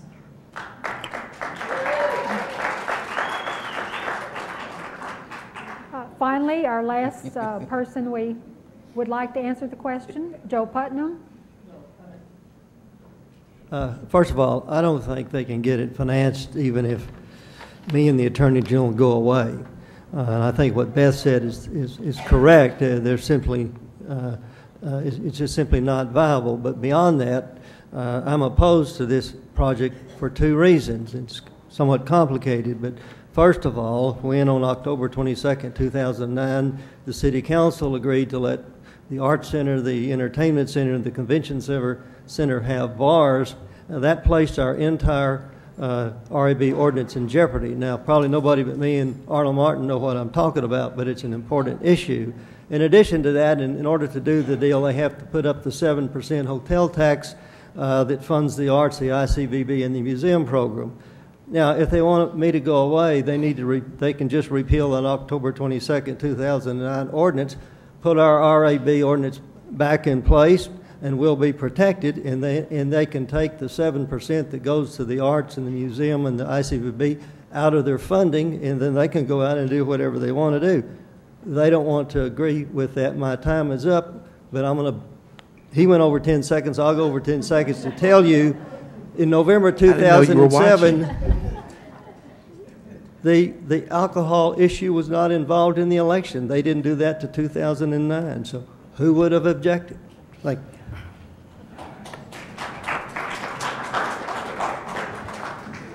If you all can refrain from clapping, we will get through sooner. Thank you. If you keep clapping, we'll have one less question. Not a chance. Not a chance. Oops. The second question that we will ask our candidates to respond to is this. It's crucial for the city to retain current successful businesses. What strategies would you recommend as a means of encouraging these businesses to stay in Irving? And we would begin the questioning with Rose Canaday, who's a candidate for place 5.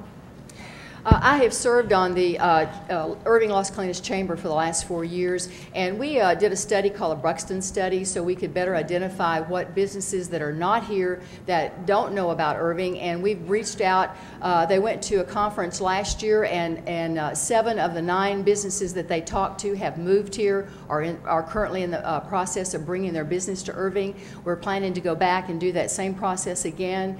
Our chamber does a lot of work, not only with the corporations, but with small business. We have a great outreach and we have classes and things to help them with loans and financing and getting grants and different ways to help them grow their business and the networking. So we do a tremendous job to keep the businesses that we have and going out and finding new businesses. We've brought in several from California and New York, and they are our tax base. They bring 75% of our revenue, so that means we only have to contend as citizens with 25%. So we are very busy with retaining our business and growing it. Next, please, Julie Grant, if you would answer the question. Well, we do need our Fortune 500 companies. There's no question about that in the taxes and so forth. But we have neglected, the city of Irving has neglected for a long time the small businesses, the moms and pops, the entrepreneurs. There's no incentives there for them. They've moved out of the city or been forced out of the city. The city is in a crisis managing position. And in order to do that, we need to get back to a balance. We need to balance out the Fortune 500s with the smaller businesses and give them something to come back to and be here and work with them so we don't have hand-painted signs like we do down on Irving Boulevard. Thank you. Next, we would put this question to our mayoral candidates, beginning with Herbert Gears. Well, of course, we have over 10,000 businesses in Irving, and we have a 5-star accredited chamber, only one in the state of Texas. We invest a lot in economic development, try to make all that work. It was mentioned they do pay 70% of the taxes, which is very unusual, by the way. Usually it's the other way around in the community. So we're very, very proud of that. It helps us keep the tax rate low on residents. But also, you know, the best way to attract businesses is to have good, safe neighborhoods and good quality schools. You know, they want their employees to have a place to live, you know, that they can feel safe. And we've taken measures to accomplish that for them. When you demolish thousands of apartments and substandard hotel units in Irving, and you deport 6,400 criminal immigrant aliens, that's how you get a 40% drop in violent crime in this community. Now, that is a significant accomplishment that in many, many ways will attract people to want to live here. And we continue to work with great intensity with our school districts to partnership in the ways that we can with common resources and common goals and objectives to help them attain actually their 5-star rating, which they recently achieved from the Comptroller's Office. So that's the best way to make sure you're able to retain and recruit new businesses in Irving. Next, we have Beth Van Dyne. Would you please answer? Sure. I think the first thing you need is a leader of your city who's a professional and who can go to speak with small business owners and with CEOs and not be remembered for their bling. I think it's really important that you have business meetings, and when you meet with CEOs, They want to know that other CEOs are interested in staying in the city. To have politicos go and try to get people to come into the city or stay in the city is really probably not the best way to do it. It's to have business people who are within the same industry who understand their concerns to go talk to them. I think you're absolutely right. We do need to have better neighborhoods. We do need to work with our school systems. One of the things that I would do, and I try to do when I was the liaison, when I was the chairman of our communications committee, is meet on a regular basis with our school boards. Let them know what developments you have. Get them more involved in what you're doing. I think another thing is looking at the number of apartments. Yes, we did get rid of 1,000 apartments, but you know what? This mayor also voted to build 3,000 more units. That is true. I mean, when you look at the housing, when you look at the schools, when you look at the economic development, all of that is key to the city. All of that's something that we need to have a professional who understands what business needs are as mayor. Next, please, Joe Putnam, answer, if you would answer. First of all, an observation, the majority of the people that work in Irving during the day don't live in the city of Irving, so they look for other things. And I think with the large businesses in Las Colinas, and some of us go back 30 years when that first began, I think infrastructure and the willingness of the city to provide a high level of city services is very important. For large and small businesses, I think what they look for is a business-friendly city. In other words, in terms of regulations and easy to do business and getting permits and working with them. Over the years, we've done that. We've had also, over the years, we've had a very efficient and a very active Chamber of Commerce that has worked with the City Council and helped the City Council in accommodating our business community. So it's a combination of a lot of things that over the last really almost 40 years now have made Irving one of the premier business communities in this area. And finally, for Mayor, Tom Spink. Thank you. Was the question what I would do, or was the question what, would you please repeat it, because I want to be sure and answer it appropriately. It's crucial for the city to retain current successful businesses. What strategies would you recommend? Thank you. Thank you. Well, for 3 years I was on council. I would go out almost every Wednesday with Don Williams with the Chamber.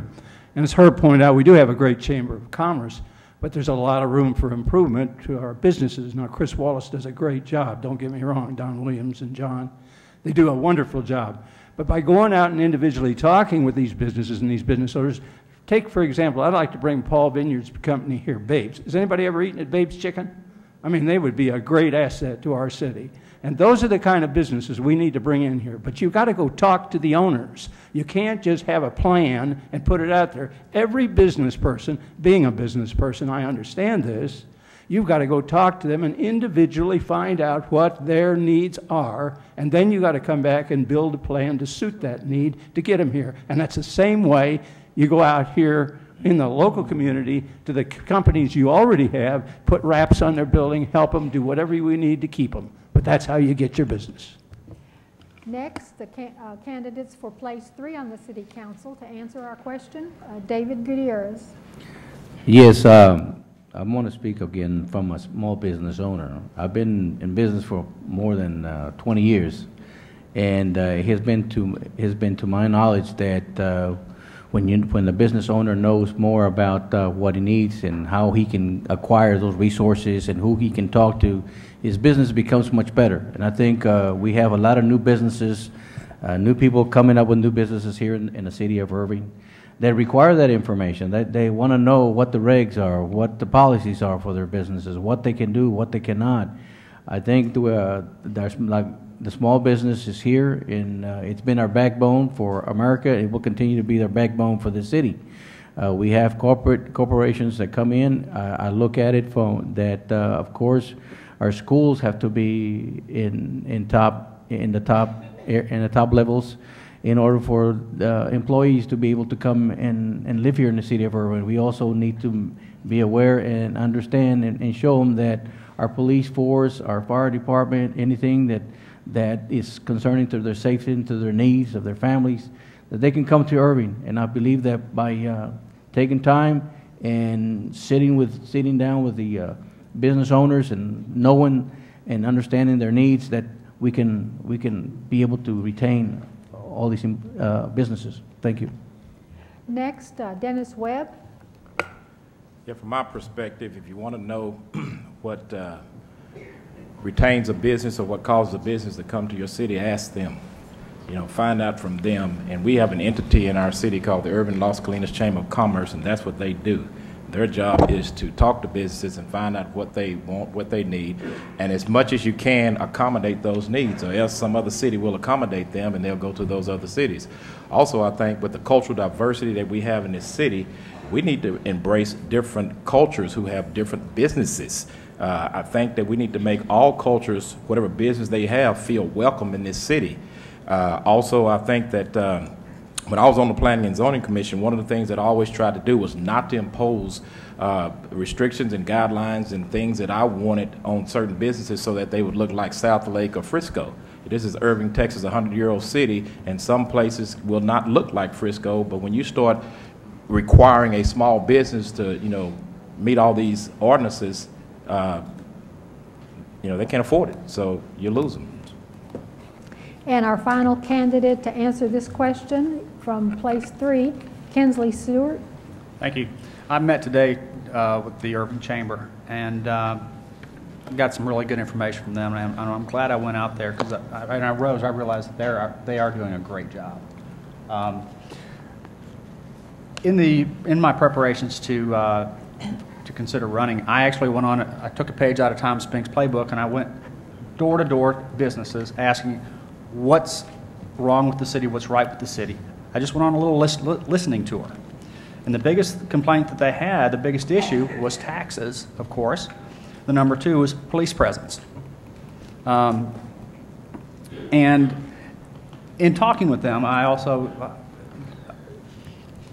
developed I came up with an idea, and I spoke with the chamber about it today.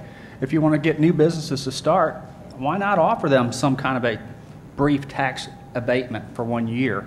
Give them a chance to get started, get growing, and be a permanent part of the community. They kind of like that idea, and I hope to explore that more in the future. Thank you. Our final question for the candidates is, retail recruitment is a high priority for the city of Irving. What would your top 3 priorities be to get new retail businesses in Heritage Crossing area? And we'll begin with Beth Van Dyne. The first thing that we need to do to be able to get retail here is you need to be able to sell to somebody. And when you look at downtown and you look at our Heritage District, a lot of what we've done over the last couple of years is we've demolished and we haven't built.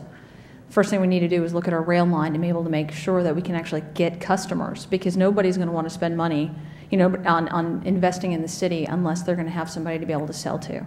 I think we need to do a lot better job of marketing that area. We need to start working on the McDougal project. We need to get things built up. That would be the first thing that you need to do, because in order to be able to have any kind of sustainable development, you have to be able to have people there. People aren't going to come if it's empty, if they think it's a ghost town.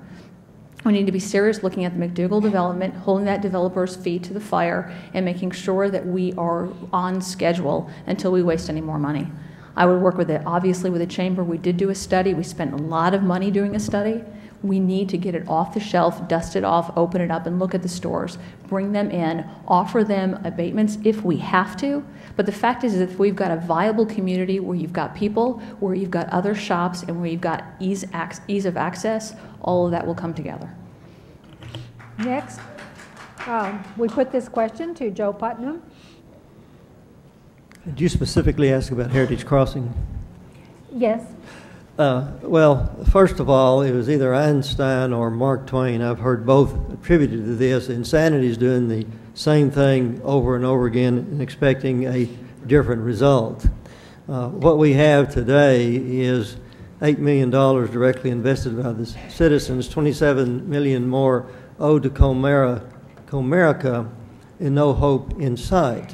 What I believe has to be done, our agreement with Mr. McDougal needs to be terminated, and we need to bring in people who are familiar, familiar with our market if we're going to save this project or in any way turn it around. Retail, like everything else, is market driven, and so we have to have people that understand our market and how to accommodate our market. And the fatal flaw with the McDougal project, and I think it's been mentioned here, it was simply addressed to a different market. It wasn't addressed to our market. I think if we go back to square one and start with Irving and start with this people that know what we're all about, I think we can come up with a viable plan. Next, Tom Spink. Joe, I think you got my book there. I can't agree with you more. That's the whole problem in a nutshell is that, you know, like Beth said, you know, you can't put the retail in front of having people there. And so you've got to do both. And we've got to create something that's going to get people there first. And the whole idea of the Dart line and all this good stuff that is going on, and that's great, and that's going to help. But you can't bring retailers in here without a good, organized plan that all the citizens are going to go along with. And I hear a lot of commotion, a lot of problems in the Heritage District from a lot of folks feeling they weren't really brought in focus on this case. And it needs to be done. We need to rethink it. We need to take an audit. The McDougal Project and the Entertainment Center have something in common. They're both behind schedule, and the reason is because of their funding. We need to look at that, go on my website again, it's explained fully, sign the petition. Thank you. Next, Herb Gears. Okay, so, you know, I'll just apologize for the people that live in the Heritage District in South Irving. I don't consider it a ghost town myself. I think there's plenty enough people down there to support retail. Joe's right, markets drive, you know, development, financing dried up that caused delay with McDougal's project. And I've said many times, first, you know, there's only one problem with the McDougal project is we gave it the wrong name. If we'd called it the Apartment Demolition Project, which is what it's turned out to be, with the money that was spent to tear down these substandard apartments, everybody would be happy about that project. So right now we've committed to investing $40 million in South Irving, and we mean it. So far we've invested, as Joe said, about $8 million, and we've got an arrangement with the bank that we could potentially invest another $27 million, which almost will get us to what our commitment was. And the way we've done this project to create these future opportunities to demolish these substandard structures and subsequently reduce the crime rates like we've done, to me is a great opportunity for our future. We've done a great job with that project. We've committed this city to investing $40 million in South Irving, and I will fight to maintain that program until we're successful. Next, place 3 candidates, Dennis Webb. Could you repeat the question so I can make sure that Yes. I know what the question was? Retail recruitment is a high priority for the city of Irving. What would be your top 3 priorities? Whoops, yes, that's it. Top 3 priorities for new retail businesses for Heritage Crossing. Okay, thank you. Well, the first thing is, you know, business confidence would be my first priority to ensure that anybody who's contemplating even opening a business in the Heritage, you know, district will feel confident that, you know, Irving's going to quit arguing about it and they're going to be able to, you know, take care of and have their business there. I would also would like to see that, you know, we give incentives, you know, for businesses, specifically trying to incentivize them to come down and build in this area. And then also, I would take advantage of the demographics that's pretty strongly in that area. We have a Hispanic community that's pretty strong in that eastern part of Irving, and you can have a lot of Hispanic type of businesses coming into that area, you know, that would really help Heritage Crossing really make some money for your city. I think it's 3. Next, Kensley Stewart. Thank you. I'd first start off with let's stop renaming projects just to make it sound better. I would also, as it's been said, let's continue marketing that area, incentivize businesses, give them an opportunity to come in and be a partner with the community, and reach out to the entire community and invite people down there once businesses start. But you've got to start doing something, and just letting empty lots sit there empty and calling them green spaces is not getting anything done. Next, David Gutierrez. I've had a lot of feedback on those issues, and one of the things that I want to do first is, of course, with this McDougal project, is probably maybe substitute somebody for the individual, and number one. And then number two is trying to get the confidence back on our citizens about the projects that we're doing here, because of course we do have a lot of empty lots, and as a business owner, when somebody gives me some money up front, it's time to do some work, and that is not happening. So with that in mind, the next priority is that we make a step towards developing or already marketing or already acknowledging that we have some businesses already being established. We have the McDonald's that just finished. We got some banks that's already finished. Things are coming up to light. So we have things that are happening now in the Heritage District that we can start pulling hopefully some more some retail stores into this area and start developing it. Thank you. And our final candidates to answer the question will be place 5 for City Council, beginning with Julie Grant. The plan for Heritage Crossing was beautiful. The contract with McDougall, Mr. Delbert McDougall, was signed in 2006. As we see now, there's nothing there. The demolition was wonderful because, according to the Irving website, it says 35% decrease in crime. That leaves 5% to be spread over the rest of the city. So it has done a lot. But Mr. McDougall's breached the contract. He needs to go. We need to then, because he's getting a $12,000 a month retainer. That's out of your pocket, folks. And we need to get him going, put it out for bidding, and get another company in here with a long, stable history of completing projects on time and credibility, because the leader of our city council went down and co-signed for him. Thank you. Next, Rose Kennedy. Yes, the problem is not Mr. McDougall. You know, I've mentioned that when we started all this, we took $14 million out of his money to buy those apartments and take those down because they were rat, roach infested, and we were cleaning up the area. But Mr. McDougall has been talking with restaurants like Babes and Chili's and identifying them. We are getting this place ready down there for development, and a lot of other developers are coming in now asking questions. We did do a TIF for this area so that would allow us to give incentives to people coming down there. We've got an overlay on the district. We have, with 183, with some of the businesses being misplaced, we've helped them relocate to Irving Boulevard. You can see what we're doing to try to clean up that area. And once again, I know that this Heritage Communications Committee that's put together been doing a tremendous job. They have a town hall meeting tomorrow night. I suggest you go if you want to learn more. And also, right out in the lobby, there's a huge billboard that's standing out there. When you say nothing's been done, go look at that board. You can go all the way down Irving Boulevard, all through Heritage District, and you can see what changes have been made and what have been done. And because some of the people that are owners here have rebuilt and redone, they have faith in what's happening. And if they're willing to put their money there, I am too. We'll now have an opportunity for each candidate to give a 1-minute closing statement. And I respectfully request that you hold your applause till the last candidate speaks. Then you can clap your little hearts out. All right, we'll begin with the place 3 candidates. Kinsley Stewart. I'd like to remind everybody that I will be representing the people of place 3.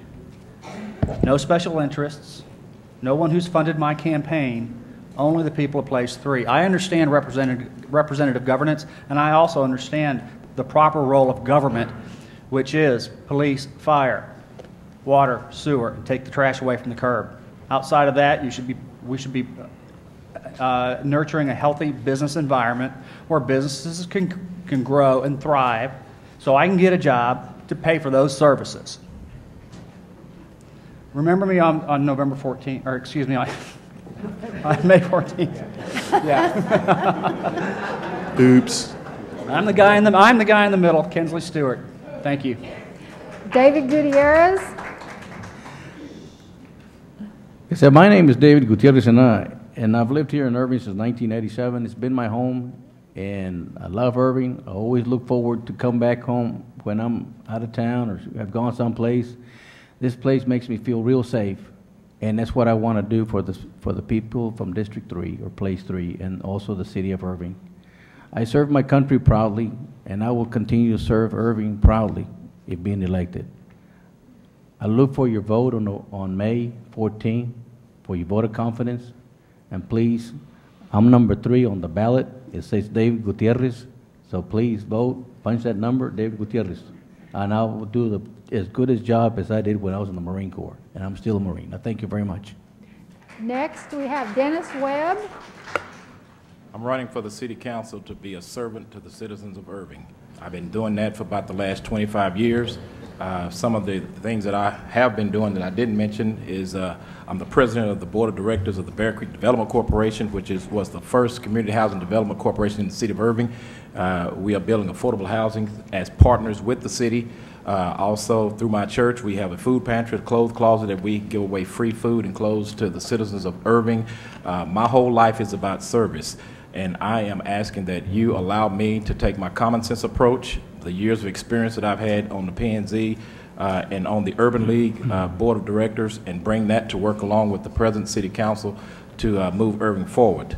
Again, my vote is not for sale. You can ask anybody to know me. I vote my conscience.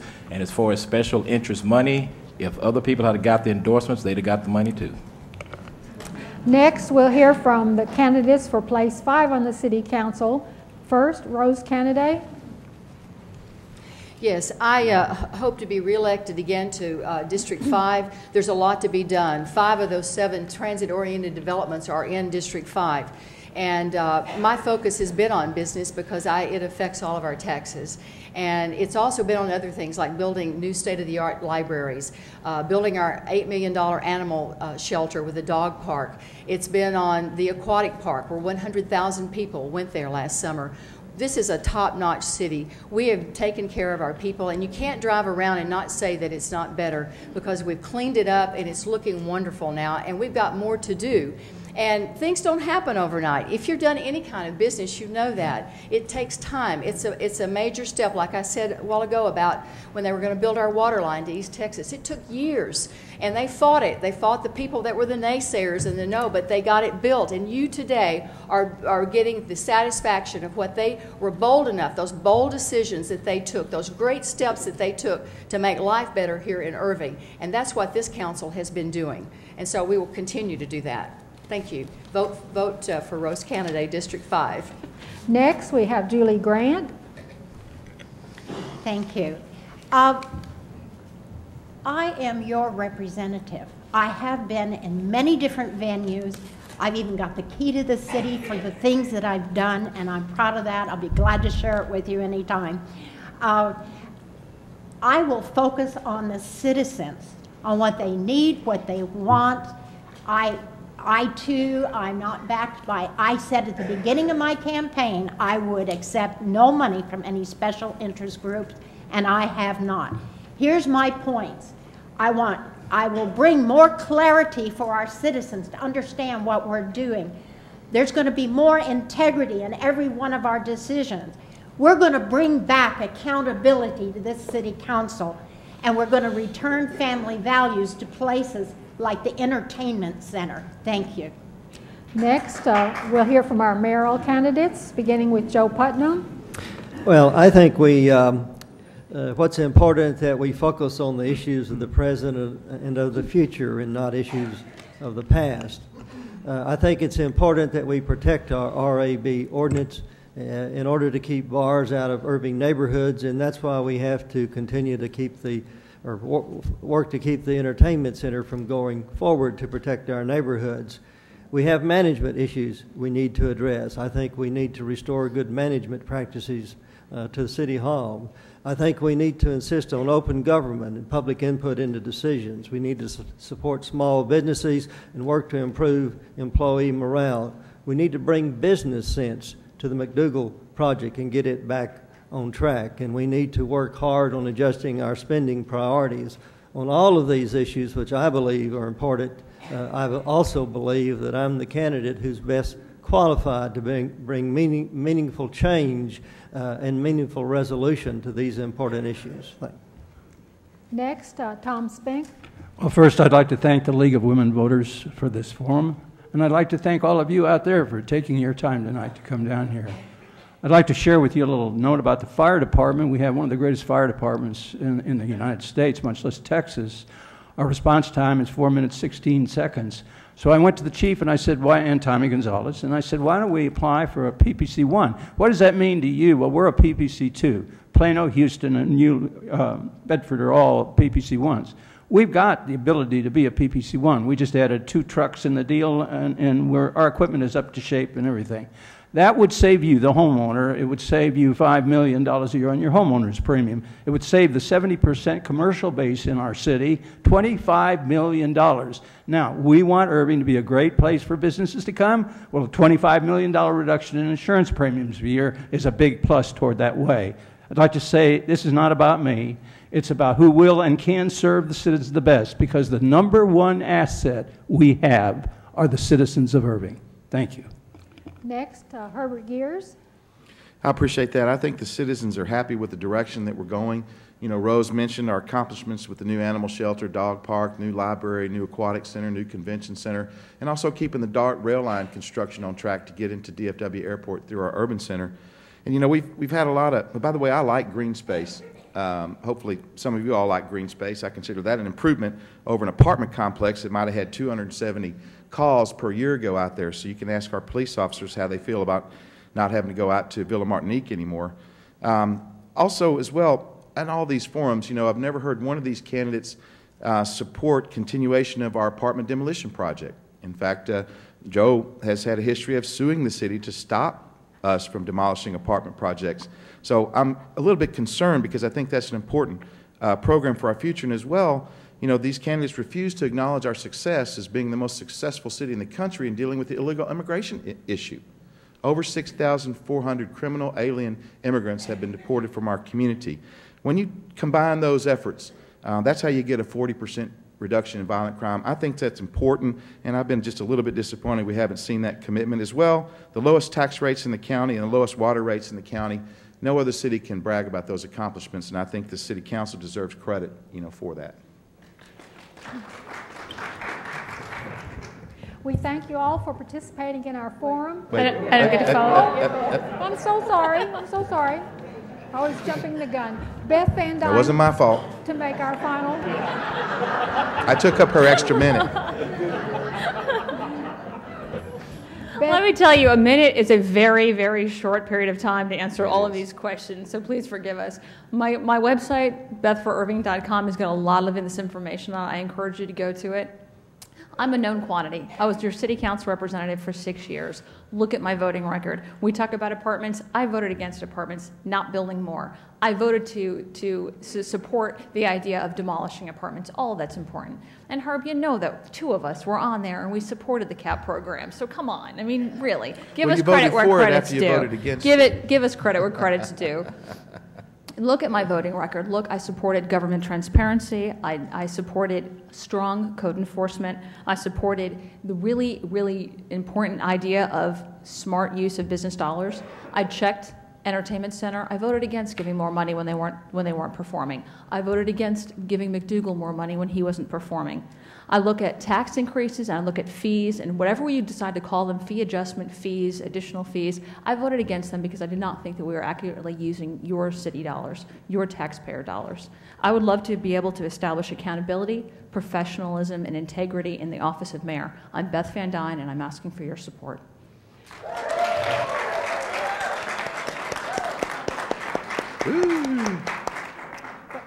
Now we want to thank you all for participating and spending your time with us to tell us about your beliefs and positions in this race. And we thank you all for being here and being interested in your city government. Thank you.